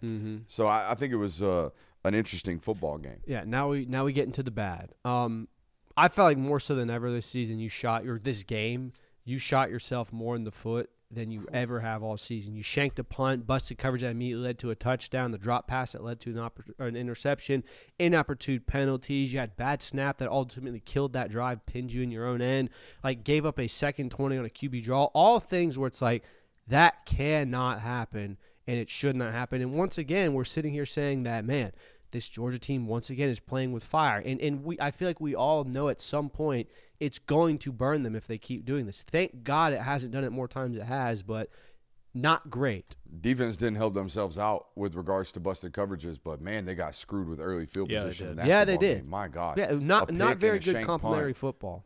Within 7 plays, Florida had scored 7 points and had the ball at the plus 35. That's not a good start defensively, and a lot of that was not necessarily self-inflicted on the defense. The first drive was. Yeah. I mean, you got murdered by deep overs. In the first half, I think Eugene Wilson had 4 for 80 on that right there. And a couple of them were, busted coverages. The first touchdown was a busted coverages on both K.J. Bolden's and Ja'Cory Thomas's end. So that leads me to Zion Branch, which we talked about it before the show. I thought number 2 played really, really good football apart from the PI down in the red zone, panicked a little bit, and obviously the busted coverage that almost got ugly late in the football game. If you don't have that busted coverage, I think we're sitting here on Monday talking about how Zion Branch had a emergence, and you might have a third player in that safety room that you think is elite and starting capable. So he played 40 snaps. Yeah. He played 40 snaps, and those 2 plays, if those 2 plays don't happen, I think we're sitting here, or I would be going, hey, this week when KJ gets back, do you think about playing KJ and Zion together? I think it's that fair. there's a potential for that as well. Even the play in the red zone, that's such a it got called. It wasn't egregious. We've seen KJ get called on that. Yeah, same and exact play it wasn't an egregious It wasn't this guy he tackled shoved him on the ground or Yeah. anything like that. He was trying to make a play on the ball, but you just got to get that right hand off the hip. That was it. Yeah, so I know. I thought that Zion Branch had a great game. What I didn't realize in the moment was that the 4th down stop, I remembered it was 3rd and 2 and 4th and 1. What I didn't realize until I went back and watched the all-22 was they had a 2nd and 2.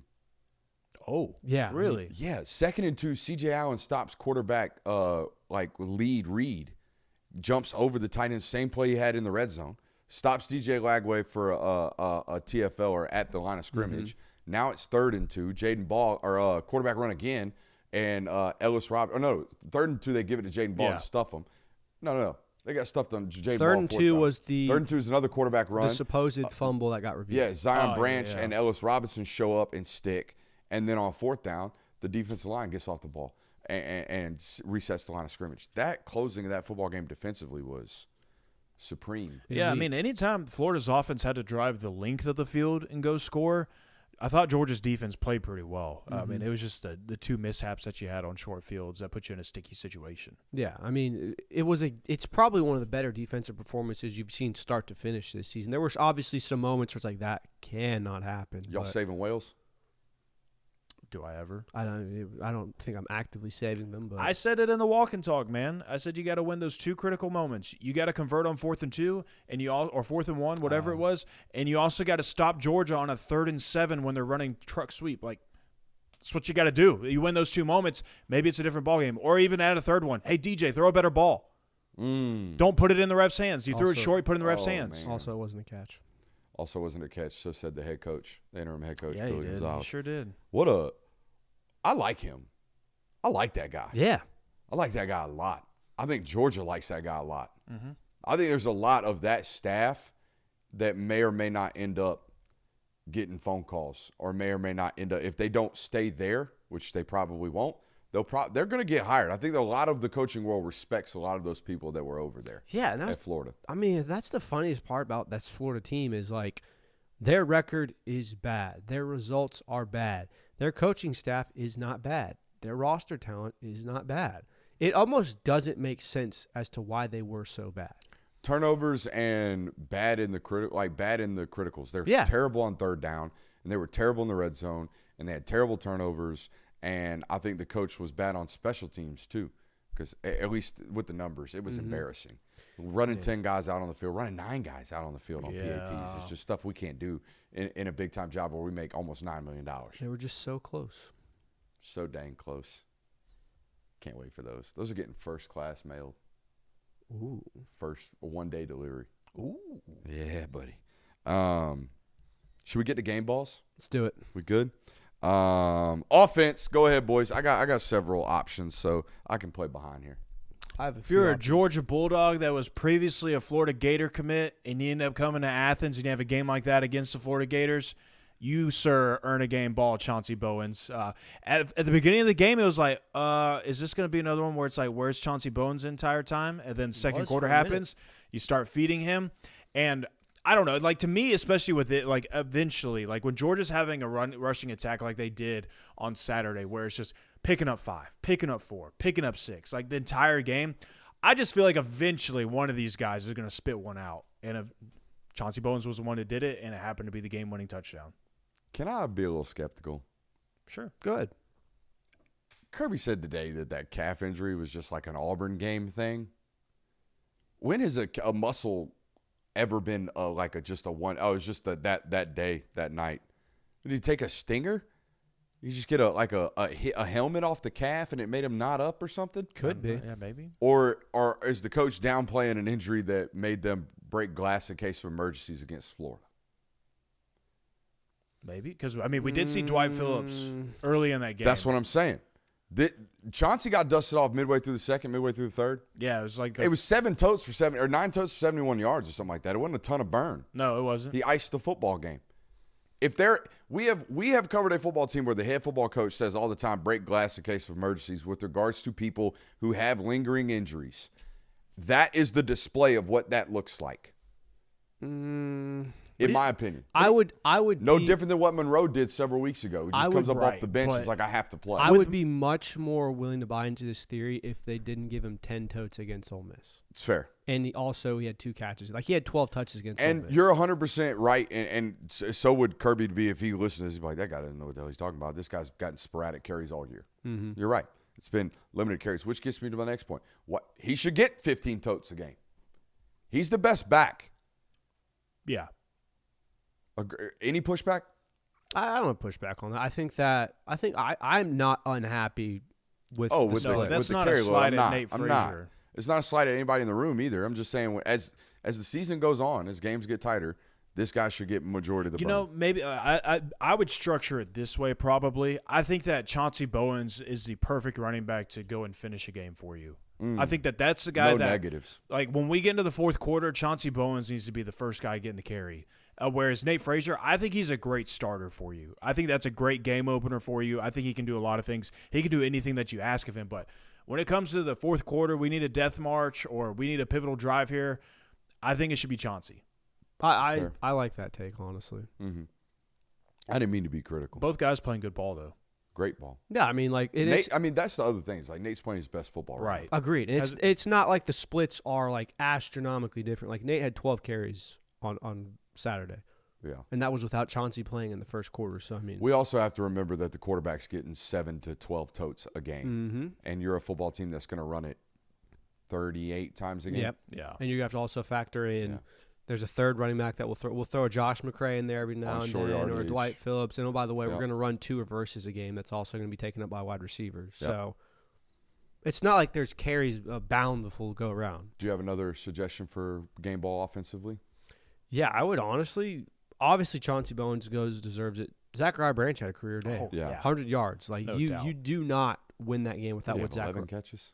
I believe so. 11 for over 100. You don't win that game without what Zachariah Branch does. So It was the yards after catch in the screen game that opened up Noah again.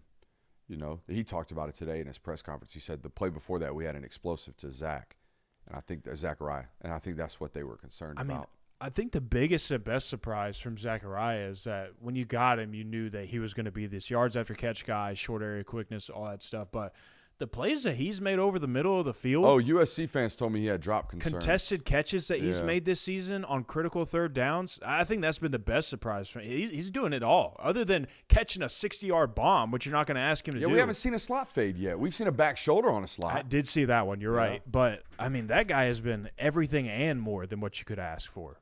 You're right on the acknowledging the middle of the field tough catches.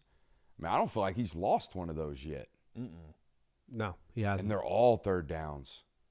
I mean, critical moments of the football game. Big time for that guy. What's that hoop score? It should be over by now. I think I just saw a note. 94-55. How about them hoop dogs? Nice. Mike White, baby. Beating the D2 national championships like a drum. Walking them off the floor. That's right. I bet the Steg was rocking Oh, tonight. I bet Jeff Dantzler's having one heck of a call right now. Shout out Jeff Davis. That guy's goated. Yeah, he is. Yeah, man. It's good. Friend of the show. He's a good dude. Y'all took it up 33 or 1. I haven't looked at the tape yet. I'm sure there was a great offensive line performance. Donnie or two. Glover had some nice plays. Yeah. Man, that guy aura farms after touchdowns. Wow. That guy takes some elite post-touchdown photos. All the same. All just like this with some, come get you some. How about that? Defense. I got 3 nominees, so go ahead, boys. I think we can all 1, 2, 3. C.J. Allen. Yet again, C.J. Wow. Allen. Hey, there were some fans that had the nerve to talk trash about number 3 earlier in the year. Can you believe that? God. Can you He's believe been- that? he's I got been- tagged in several of them. He's Hey, what been- you think about this non-ball knowing take? He's I been don't know. wildly underwhelming CJ this year. Thought yeah. we'd see more from him. In the one half that he played against Marshall and Austin Peay, C.J. Allen just really hasn't looked that great. I think it's time we need to start starting the freshmen. Man, Justin Williams was a 5-star, guys. Yeah, gosh, man. It'd be happening like that. Such a dude, man. Such a dude. The instincts, the effort, the play he made, the big hit he made on Eugene Wilson on the screen game, and coming to balance and still making a big stick. All the critical down plays, the 3rd and 2 tackles. The biggest one I just remember insane. was the red zone on DJ. Yeah. Oh, my God. Like that was Scraping I across. I Held him to a thought field goal. I thought that from that angle in the box, was like, oh, walk-in touchdown, he's going to score. And C.J. Allen appears out of the block and just tackling. Like, oh, my God. Just flashes.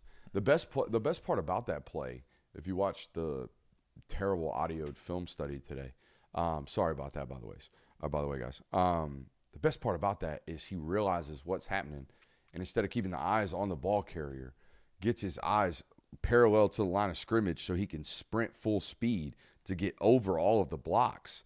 And then it's like DJ had no idea he was even there. He just arrives. And on TV copy, it looks like he just out of nowhere shows up. No, dude, he put himself there and read that perfectly. It was insane. I also think, and we'll get to this in our film notes, it's becoming, and this is because CJ and Raylan are so good and the young guys behind them are so young, there's becoming a noticeable drop-off when 3 and 5 leave the field. Now, that was obviously more noticeable this week because Chris Cole was limited. Yeah. But there is a noticeable drop-off when Raylan and CJ are not on the field. Yeah, but on the bright side, I would say that when Justin Williams is getting in, that I think there's been obvious improvement for him. Down to down. I think that part of that I think is just confidence. I think that he looks a whole lot more confident when he's out there. But yeah, there's certainly a bit of a dip off when there was one play where those 2 guys were not on the field and there was My defensive players of the game have been the same rotation of 3 or 4 names all year. It's been Yeah. 3, 33, and 52, and then 6. Yeah. It's been that. I also shout out to DeMello Jones and Ellis Robinson. I felt like they played very very well. Jaden Ball is about to smack you for a 65-yard touchdown if DeMello Jones doesn't set a hard edge. Yeah, that fit the way he was physical. I think that might have dislocated his shoulder or whatever he's got going on with his shoulder. I thought it was a different play when he got pinned I don't up. know. It looked awkward. It looked like he had to put his body at risk to tackle a 230-pound back that's one of the best backs in college football in Jaden Ball.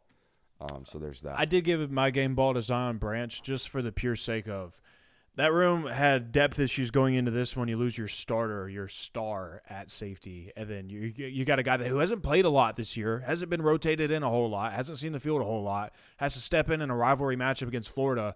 And again, like we mentioned about 15 minutes ago earlier in the show, I thought he played really well, to be honest. Like all things considered, thought he stepped in and did his job. Special Teams Award winner game ball goes to Zachariah Branch for me. I got nothing. It's Zachariah Branch because if you watch these games, not just on television, but if you watch them in person, you can tell how petrified punters are. This Yeah. They don't want anything to do with kicking a number one. No. Nothing. I mean, it's caused 2 or 3 absolute shankopotamuses this year. Yeah, from Florida guys didn't who have don't a shank, but he dang near might have. He basically did. He kicked one out of bounds. Yeah, he did. That cost them 12 yards of field position. I mean, that might as well be a return. Yeah. Nowadays, with how good these guys are with their legs. So, yeah, I mean, that's the only guy I got. Oh, by the way, we got some intel at the tailgate about their incoming punter. Will you give me the name on this punter? Zach Register, is that his name? Register. This kid, he plays linebacker. He's their leading rusher. Here I was He's their thinking punter. we're about to get a special teams film. No. I'm giving you a ball player breakdown. This kid is the Wade best. Register. Wade Register is the best football player on his high school football team. And he just so happens to punt. I was joking with a staffer on Saturday. This kid might cover punts before he kicks them. Oh, Dead ass. It's that good of an athlete. Dude. He's 6'2", 220 pounds, is their leading tackler, and is their leading rusher. You ever seen a photo of him? Oh, he looks like a football player. No? No. No? This is Wade Register. On film, he looks like a football player. This is Wade Register. Yeah, Wade Register looks like he eats a bowl of 45-pound plates in the Please morning. tell me this guy's about to rep the specs. that's you know what that is? That's Luke Kuechly. The punter? Like if you see that man, Boot Kuechly? if you saw Luke Kuechly like Come on head now, up, let it simmer. Boot Kuechly? that's nice. It's got potential there. But no, if you saw Luke Kuechly like out in the street from head up, you're like, normal dude. Until you walk up on him and realize he's 6'3", 240. I bet he crushes finance. Yeah, And then it's like, oh, that's not what he he murdered people for a living. That was another. Never mind. Who gets the coach of the game or coach of the coaching ball? By God, I'm Ball. going to give him his respect. Game ball Partially to the because of coach. what C.J. Allen did, but also because I thought the defense played pretty dang good. Schumann gets a game ball. Love up on him. Don't let him Schumann leave. gets a I game had ball Schumann for as me. well. You know why Shu gets a game ball? He smiled for a photo. He sure did. Oh, he did. Shu was just as happy as everybody else to beat the Florida Gators. I've taken photos of Georgia football for 7 years now. I've gotten Glenn Schumann smiling twice. One time after beating Florida. One time after beating Florida, another time after beating Texas in the SEC championship game. Knew he cooked. Knew he cooked. So, yeah, I He- give mine he to did Schumann cook that because day, so. that man deserves some respect. Got one smiling photo of Todd Monken. Do you know what it was?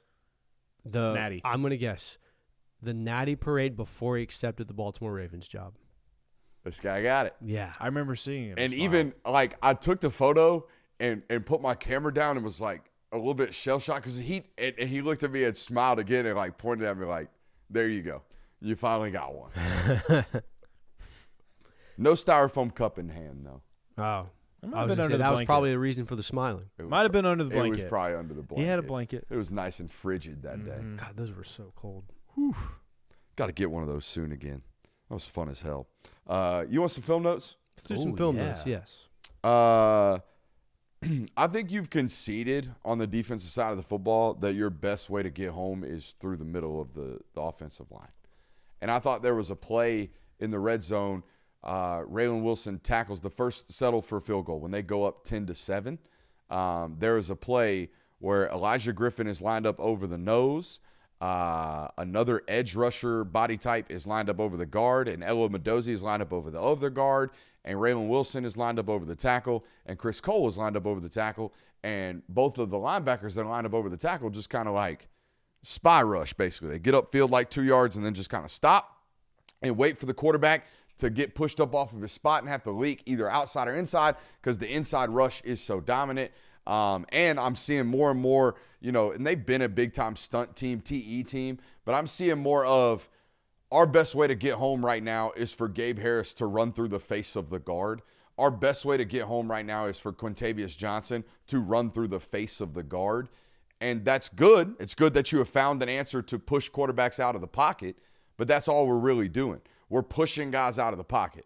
You know what I mean? I feel like that's what it's been. Y'all don't have, and y'all know this, y'all don't have anybody that can immediately rush home off tackles and sack quarterbacks inside the pocket. If you guys are getting sacks, it's either D tackles getting home now or D tackles pushing guys out of the pocket and CJ Allen and guys pursuing and banana out and getting them down. Yeah, Thoughts? I think that is unfortunate how you basically the middle of the field is, or the middle of the pocket has somewhat become where quarterbacks go for safety because you're necessarily not pushing anything on the edges. But at this point, you're at a point where it's not going to change. You have to adapt to it. We're 8 games into the season. You're not going to magically get some pass rusher that is all able to win their one-on-ones on the exterior. Honestly, probably not a bad realization to stumble into, considering that Texas is an upcoming opponent and they're pretty weak at guard right now. But you got to make sure that you're not just letting Arch Manning get out of the pocket and kill you with his legs. Very true. I think DeMello and Ellis played really, really good football, but I do think they left some things on tape that would make me concerned about this Mississippi State matchup. We're going to talk about it tonight. I think Ellis, at this point in the year, is it fair to say that he struggles with speed outside? I think so, yeah. This is probably the fastest duo that you'll play all year. Yeah. These two guys can stack corners like nobody's business, and that would be a minor concern going into this football game. You could see it on tape in that one against Florida. I just don't think Florida capitalized on it. I didn't see a single, hey, the X is over there one-on-one, let's go throw the ball up. Did y'all? I was honestly very curious surprised about by why it. that didn't happen. I mean, now, they lost Dallas. Sorry to cut you off. They There lost you go. Dallas Wilson midway through like the second quarter. So that's probably why they were down to their third X. Even then, But it even wasn't then- like I think Dallas Wilson's only catch was a slant, which Yeah. anyone can run. No offense, slants are not the primary. Oh, we have an X receiver. Let's Yeah. run this route. Like there was never. I never felt like they're like, hey, we're gonna see if Dallas Wilson can win one-on-ones today. No. Didn't take those shots. It was very interesting. It almost makes you wonder if he was banged up going into it. You have know? to wonder, yeah. You don't know things like that. Maybe he tried to give it a run and couldn't ultimately go. You've got elite linebacker play right now, but the safety's got to step it up. The safeties are tackling really well. That's the good news. Like I watch other teams, and that is not the case. That's why I think you're so great and explosive. You're a great tackling team in the back end right now. Maybe you can get better sometimes out in the perimeter, but in terms of tackling backs, I don't remember the last time I saw a safety just miss a back and give up a massive explosive in the run game. Do y'all? I can't no. So there's that. But you are busting assignments in the back end. You're busting in the back end at defensive back, and that's not good. All right? And you're really only doing it at safety. You haven't had these problems at corner. You've gotten beat by balls at corner. But you haven't had bad eyes out there. No. You've had bad eyes at safety by all of them. Not one guy in particular, except for Kyron. Yeah. Kyron was the only guy that I felt like never got beat by bad eyes. He might have gotten beat by a concept or beat because he was beat, but he did not get beat with bad eyes. Oh, I take that back. Ryan Williams, middle of the field, Alabama. I felt like that was his fault. Yes. Other than that, which didn't get completed, other than that, clean ball from him. Everybody else has had problems, including Ford, by the way. I don't want to talk too much about it, but that wasn't his best game on Saturday, even before the target. No, I think it he was knows not. that, but Yeah. Yeah, you got elite linebacker play right about now. I'm good on the film. Can though. I So ask a question? What's up? Yeah. How'd you feel like Nnamdi Ogboko played? Good. And it's tough to judge those. It's tough to judge those big nose tackles because he got put in late in that game where they're trying to throw the football a good bit, and that ain't his bag. You know what I mean? His bag's gonna be stuff and run. So we'll see what that looks like. But I think it was a sack. Did he record a sack? technically, yeah. It was I think technically it was a a sack. It was near the line of scrimmage. I think it was a classic. I'm disengaging with the interior offensive lineman as DJ Lagway tries to escape through the middle. 100%, which is all I care about. Can you disengage? All I care about with them big boys, them plus 315ers, can you shed blocks? Can you take somebody and throw him off of you and immediately make a tackle? Because that's what run defense is for you, and that's what sacks are for you. Like, very rarely is a nose tackle swim moving a center and beating him clean and immediately getting home. 9 times out of 10, even if you do swim the center, we're getting chipped by the guard and we're getting thrown off. We got to run through 2 people. So that job is about shucking, right? By the way, You need to go. Have y'all listened to Joseph Jonah's player event interview today? Yeah. I saw some quotes. How many ball terms did that kid throw out? Ton. Oh my God. I mean, it was a defensive line clinic with regards to what the terminology they are using. I'm going to go back and steal some of them and put them on the board. I mean, they are obviously teaching great things in that room. I remember earlier in the season for JJA it was kind of like, it's just not quite there for him yet. But then you also remember, like, that dude missed all of last season. So Foot like, injury, too. This So couldn't practice. It wasn't like we could run around. Exactly. So this is his first year. This is his true freshman season, essentially. And I think that by now, up to this point, I think he's playing pretty solid now. I think you're seeing him out there more, too. Absolutely. He also talked about pickleball in that. Yeah. Tailgate was fun. Yeah, it was. You know my takes on pickleball. Don't look like you're surprised on that. No need to hate. It's a fun sport. I'll get canceled for that take. I can't be out here. People love pickleball too much. It's a fun sport, man. You know, that's one of them cultish type things. That's like when CrossFit first came around. If you said anything cross about CrossFit, people were coming for you.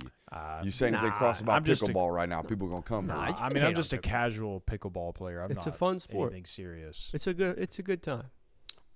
Shout out to Garrett for hosting our tailgate Yes. this weekend.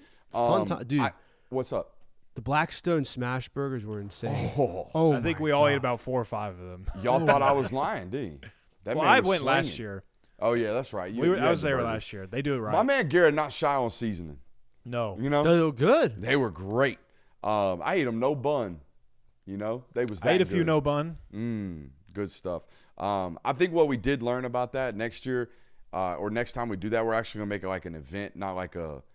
I know people at that game have other things going on, Right. But like the random home game where you might not have a tailgate, that's when we need to have an event where everyone can come and maybe we put on like a show or maybe we do something and people hang out and stay.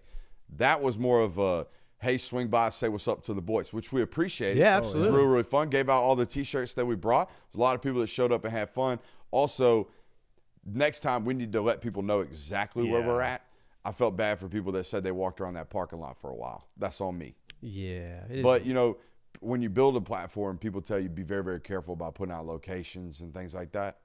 But I'm not that worried about it. I mean, I got Stretch over here. Yeah. Yeah, we got Stretch. We had Jeremiah Callaway there. We had Garrett. We had plenty of beef. We was all right. Always great to see the faces of the people that listen to us every day. Fun to interact with, too. Absolutely. You stumbled upon a realization about this football team this weekend? Yeah, so obviously I was in the box for this game. Make sure you're hitting that thumbs up button. He's about to ISO ball. In the winning moments of the fourth quarter, as Georgia had just gotten the fourth down stop, Ellis Robinson broke the pass up. Georgia takes over. Game was kind of in hand, not fully, but I began my trek from the press box down to the field. And on the way down, I thought to myself, how many more types of these games are they going to have where it's just a knockout, drag-out game where you don't know if you're going to win, and even up until the fourth quarter, you're like, man, they might lose this one. Then as players join in, the fans in the stands and all of that, and then we wrapped up press conferences, I came to a realization about this team. I don't know if they're going to win the national championship. This team probably isn't going to go down as Kirby Smart's best roster, and there's even a chance that this team doesn't reach the college football playoff. But this year's roster might be one of my favorites under the Kirby Smart era. And it's every time the clock hits zero, I feel like that team walks off the field proud to be a part of the Georgia Bulldogs. You see it in the way that the players interact with each other. When Nate Frazier scores a go-ahead touchdown or a touchdown to break down the lead against Ole Miss, and immediately goes over to C.J. Allen and says, hey, I need you. I'm counting on you. You see it when Zachariah Branch lights up when he's asked about how his brother, Zion Branch, worked to get back on the field. You see it when Gunnar Stockton talks about the Florida game where he lost his grandfather in that stadium, and then immediately Dalen Everett puts his arm around him. Stuff like that. There's been countless examples of this throughout the season, and I'm sure there's going to be plenty more by the time this season's all said and done.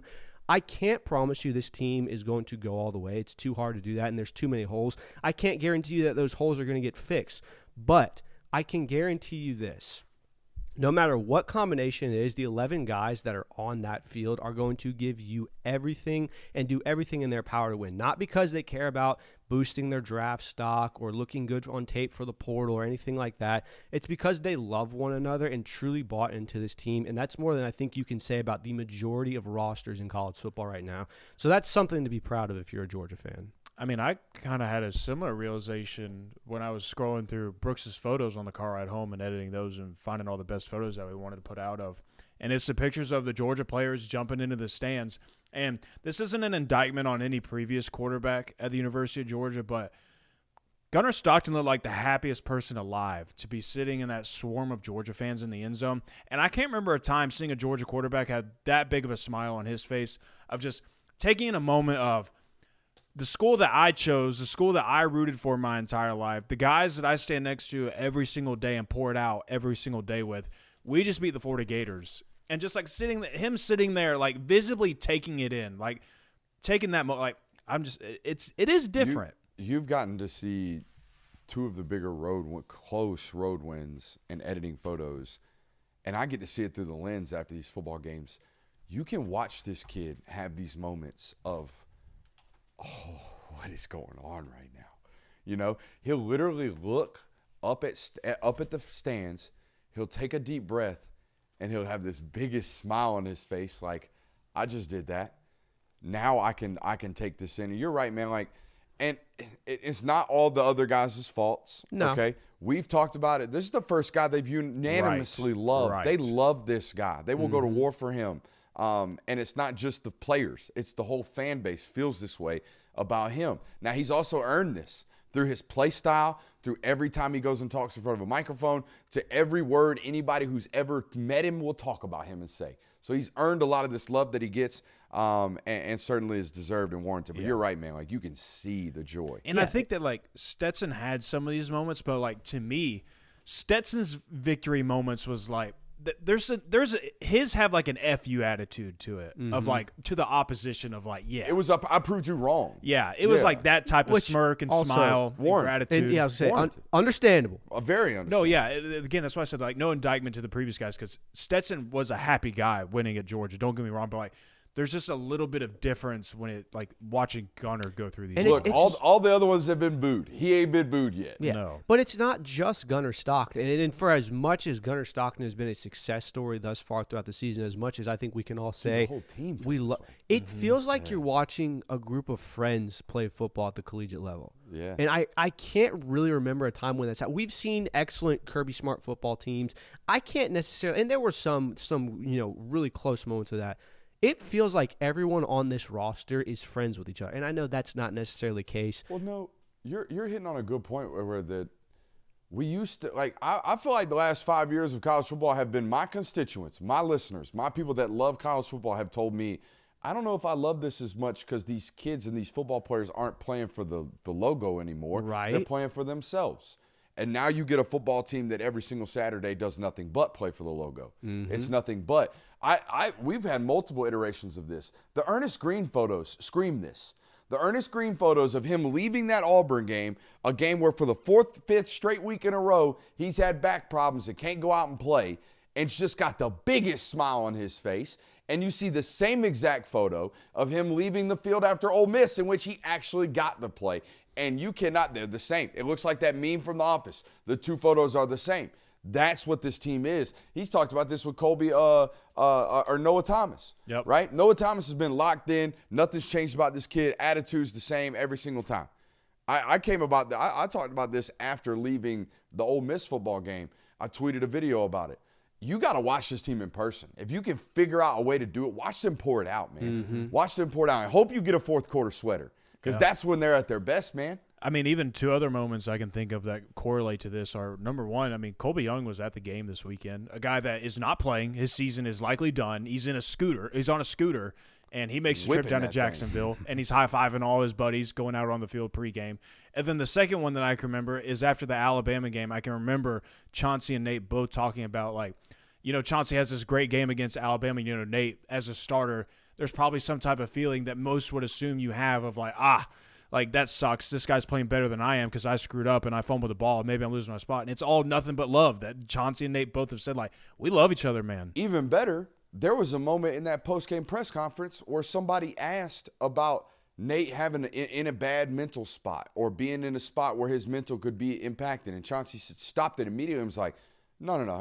That's not what we're going to be talking about. We're not going to be talking about how he's in a bad time of his career. No, he had a bad moment, and we're picking it up and moving on. You know what it honestly reminded me of? It reminded me a lot of when Nolan, after the Florida game, was like, hey, y'all need to stop talking about my quarterback. That's my quarterback. This is our team. That's my guy. Yeah. That's a different level of team and that Absolutely. I think wins. And you talked about them. You don't know if they're a championship caliber football team. We don't know that to be the case. We don't know. Right. They got the goods. I don't know if they're going to win, but they have championships DNA. They have championship culture. They can go for 4 quarters, stare you in the face, and know that you're going to blink first. If at the very least, if they don't win it all, if they have a flame out at the end of the year, or if one of these times where they play fire, it finally catches them, we're going to look back in, I think, 5 to 10 years of the college football mode. You know what? That 2025 Georgia team was so much fun to watch. And I remember watching the Nate Fraziers and the Zachariah Branches and Gunnar Stocktons and Dalen Everett and all those guys. I miss them. It was so much fun to watch. I think it's such a great point here from Roots, who's a mainstay in our chat, right? Was at our tailgate Saturday. Says, this ain't a rebuilding year. This is a foundation-laying year. I felt this way about those early teams that I covered. Yeah. Those teams were really, really good football teams that might have had minor roster flaws, but, man, they had championship DNA. And to your point, this deserves a huge shout-out of Kirby Smart, because we all looked around after last year and said, it feels like the foundation that was set by those 2021 and 22 teams has been eroded. Like, you have to reset it. Yeah. And what did Kirby and that staff do all offseason? They emphasized, if you play here, you're going to love football. We're going to see that fire, passion, energy. And like Aru just said, there is a new foundation that's built here that I feel like will confidently be carried on throughout the next few seasons. Nothing a little FPE can't fix. Nothing a little fire, passion, and energy can't fix. You're right, though. He did have to totally rebuild, 10 years in. And I was telling somebody about this the other day. They were like, asking me how I'm doing, whatever. And I was like, talking about how I was talking to a staffer. I was like, I take a lot from your boss, to be honest with you. And he kind of looked at me weird. And he's like, what are you talking about? I said, that dude is constantly looking to improve. He's constantly obsessed. We've talked about this on this network a lot. That guy is always, always, always trying to reinvent himself, even when he feels maybe he's at the top of it. Yeah. And that's what it takes. So shout out to him. Should we preview this Mississippi State football game? Let's do it. I think it's going to be a good one. I know y'all don't want to hear that, but I think it's going to be a good one. Georgia goes on the road to take on Mississippi State out there in Starkville. Noon Eastern, 11 a.m. local kick. Georgia's a 7.5-point favorite according to the opening line in this ball game. Haven't totally gone into a full-depth film breakdown on Mississippi State, but here is what I know already. Defensively, you're going to see a lot of multiple fronts, both 3-down and 4-down fronts. They'll play a true odd, and they'll have a fourth, defensive lineman body kind of rovering around out of a 3-3 stack, and that fourth defender in the box is going to add in at some point. Got to be ready for it. Got to be prepared for both, again, a 3-down front and a 4-down front. They'll play that 4-down front against a tight end attached, okay? So you need to know that about this football team. They hunt a lot of havoc, as they should. I have loved this about Mississippi State's defense ever since I've done what I do with regards to the studying. They shouldn't be a football team that lines up and play ball. They can't.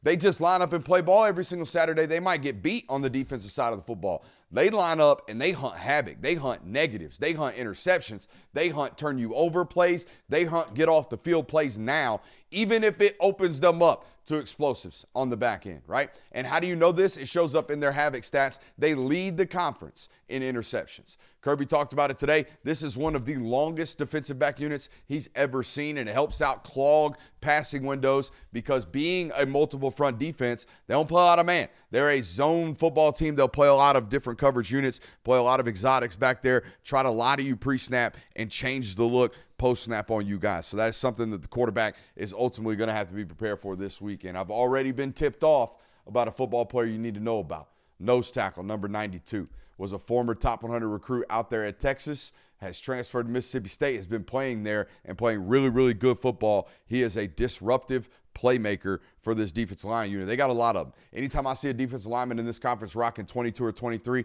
he probably a damn dude. They got one of those, and he's a freaky 3-tech. All right, so watch out. They got good defensive line personnel. I've always noticed this about Mississippi, Alabama. Those two states produce big, physical, hard-to-move defensive linemen on a consistent basis. Like I said, Kirby's already alluded to the really, really long defensive back unit that is really, really taking opportunities when balls are thrown at them. Safeties the last multiple football games against Florida, against Tennessee this last week, they are jumping routes really, really aggressively and turning teams over at a really, really high rate. Offensively, prepare for pace and a whole lot of speed, man. They got a whole lot of speed on this offense. I think they're the fastest wide receiver core in terms of a 1-2 punch in Anthony Evans and Brendan Thompson that this league provides. I do not think they're the most explosive combination. I will give that to Mario Craver and Casey Concepcion at A&M, and I think they reserve the right to hold that for right now. That being said, them two dudes can get on top really, really quickly. So watch out for that on Saturday as well. I would also prepare for both quarterbacks, Blake Chafin and Kamario Taylor, both individually and for them to play together.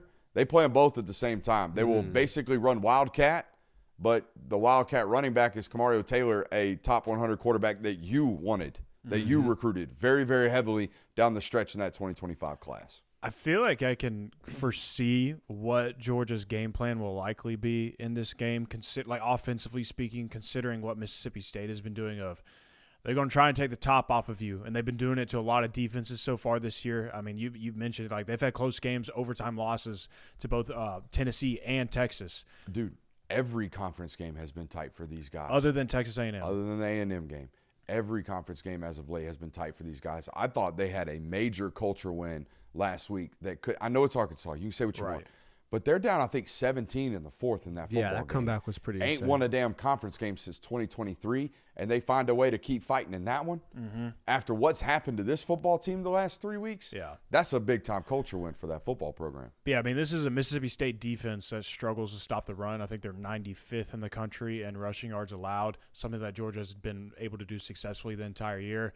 I think Georgia's just going to try and limit possessions, eat up clock, get in the end zone, and try and get out of there with like a 10-point win or something like that, in my opinion. Yeah, I feel like there's two ways this game goes. You just get a back-and-forth bomb show where the two teams are just scoring points against each other, or you get kind of a Georgia kind of anaconda suffocating you where Mississippi State just cannot stop the run, and it just results in Georgia winning this game by, like you said, 10 points or so. So I think that's kind of what the two approaches are going to be if I'm Georgia. I'll tell you what, this time last year, I'd have been petrified of this matchup considering all the stuff that they do stunting-wise with their defensive line. But you've gotten so much better at absorbing those things. Basically, since Ole Miss last year, y'all watched get stunted on and faces broke in half by defensive linemen and couldn't run the football. Y'all have changed everything about that. Yeah, like I mentioned. Where are they at running-wise? 95th in the country rushing defense. They're giving up 162 yards per game on the ground right now, an average of 4.3 yards per carry. Yeah, I think we found the recipe for success here. 27-20, with a late garbage score for Mississippi State. Yeah, that would be an ideal. Limit possessions, keep them off the field. Yeah. Give your defense a good breather. Get home and get ready for Texas. Yeah, that should be the memo here. What do you think about the Cowbells? Are you excited? You've never been. I'm very intrigued to see this. You haven't been? No. Oh, man. It's going to be interesting. We're going to check out the nightlife in Starkville on Friday. Friday night, we will be. Oh, we're going straight to Starkville. Oh, yeah. We're gonna go out to Starkville, grab something to eat out there in Mississippi land. Maybe hang out with some people that we can't name by name here. You think they got PB&J beers out there? They might have PB&J beers. Oh, if they do, God, they got you. They got you dialed. I'm game. Maybe some of our Mississippi State Bulldog fans in the chat can help us out on that one. I still haven't gotten over that Uncrustable. With some recommendations. The what? The Uncrustable on the ride home. Was that hitting? Dude, it was so. It's like the first time I've had an Uncrustable in like 3 years. The Caesar wrap we took a Uncrustables look are at something the first else, time was man. not. They are something else. Are you worried about the explosive nature of Mississippi State? Oh yeah, I absolutely. think that the way Georgia has played in SEC games this year and the results you have, every SEC team warrants worry, with the exception of maybe Kentucky, just because of their game plan and the way they play never stylistically fit into what Georgia was going to do. This one does. This Mississippi State team has very much shown that they have speed. They have the ability to dunk on your head if they want to. Now, they will boom or bust on defense, but if they create some havoc plays, if they get 1 or 2 turnovers, this game could get very ugly for Georgia. I mean, let's not forget. I mean, you went over there in 2022 with your best roster ever, probably, and they took a lead into halftime against you. How was it a lead in halftime? Yeah, they had the kick return, remember? I know I it don't was think it was sweaty a as lead. hell. I do 3-point also lead, whatever it was. I do also think we would be remiss if we didn't talk about what Jeff Lebby and his football team have done with regards to the tickets. Tell the people about this, Jonathan. Apparently, Jeff Lebby found out that there was a lot more leftover tickets for Georgia fans to take up for this game than what he liked. So Jeff Lebby and his football players elected to purchase those tickets to make sure that it's more Mississippi State fans than Georgia fans. No, Jeff, don't do that. No. And you said they gave them away to their student union? Yeah, there's student organizations that they gave them to. That's smart. Yeah. Also, come on, Mississippi State fans. Yeah. That's probably because they didn't buy enough of them, right? Yeah. Or they don't think they will buy enough of them, so they have to give them out to Georgia fans? I guess so. Come on, man. How are we supposed to get it up off the ground? I had this take about that Tennessee game. Y'all can't be Vandy in these things. Can't be letting Tennessee fans checkerboard the freaking road environment. That was kind of dope. From a Tennessee standpoint, checkerboarding. Checkerboard in an away game, that's crazy. Anytime you can take over, no matter the state, anytime you can take one over. And that would have had to require some type of, what do you call it, planning amongst the fan base, because the school probably wasn't. I think it kind of happened that. by happenstance, but there was a lot of orange. That's all that needs to be said. A lot of orange. There's a lot of people down there in Valdosta this weekend. Yeah, That there game was. awesome. That was your first time watching Wintersville Classic. Yeah, it was a really fun environment to be in. Yeah. Good high school I environment. know you're a big Cobb County high school football guy, but what Cobb did County. that? Huh? Cobb County. Where's Sequoia? It's Cherokee County. My bad. Oh, just northwest of Cobb by like 15 miles. My bad. Total different environment of high school football. The lead up to it was the most insane part. I mean, the in-game environment, I will say, as great as it was, I'm not trying to brag here. I've been in environments similar to that. The lead up to it, I've never been. I've never driven down a street and said, "Oh, they're drinking beer and tailgating before a high school football." TVs out They've here, got fam. TVs and projectors. They've got concessions. Never had that. The way, because we watched it at Lowndes last year, Yeah. and we watched it at Valdosta this year. The way I would explain those two different fan bases, because they're only like 15 miles apart. Yeah. But they are totally, vastly different environments. Yeah. Lowndes feels like Tuscaloosa. Valdosta feels like Death Valley. It feels like LSU. That's the kind of vibes that you get. Those out there. fans are right on top of you. Like it's close quarters on the sidelines. Yeah, man. There's not much room. It's a damn good football game as well. Yeah, it was. I do think Valdosta's home environment needs to figure out when they got the ball. I've never seen that. Yeah. Guys, we were at a high school football game where the home team had the ball and they started a chant, like a let's go catch chant. They were trying to get the home crowd up when they had the ball. I think they had to call a timeout on 3rd and 4. Oh, there was Too one loud. time where they were blasting music before a snap, and it caused an early snap, and they had to take a loss Yeah, of yards. the stadium in ops for Valdosta were not great, I will say. The environment was raucous. Very fun environment to be in. Always delivers. We have Super Chubs? I'm sure we do. Let's check them out. Let's check out the Super Chubs. I don't like reading things like that. Oh. Yeah, look, Katie, I appreciate the support. I do not condone taking money away from others. I am competitive as can be, but yeah, I don't like to celebrate people canceling memberships elsewhere to come throw money here. We appreciate you throwing your money here, but that does not. I don't want to take food off other people's plate. We all trying to eat out here. This is a hard business for all of us to do. So I do not want to celebrate any type of other canceling subscriptions. I stuck my foot in my mouth early on in my career, not realizing how precious that type of work is. Now that I have, had some years under my belt, we don't like celebrating things like that.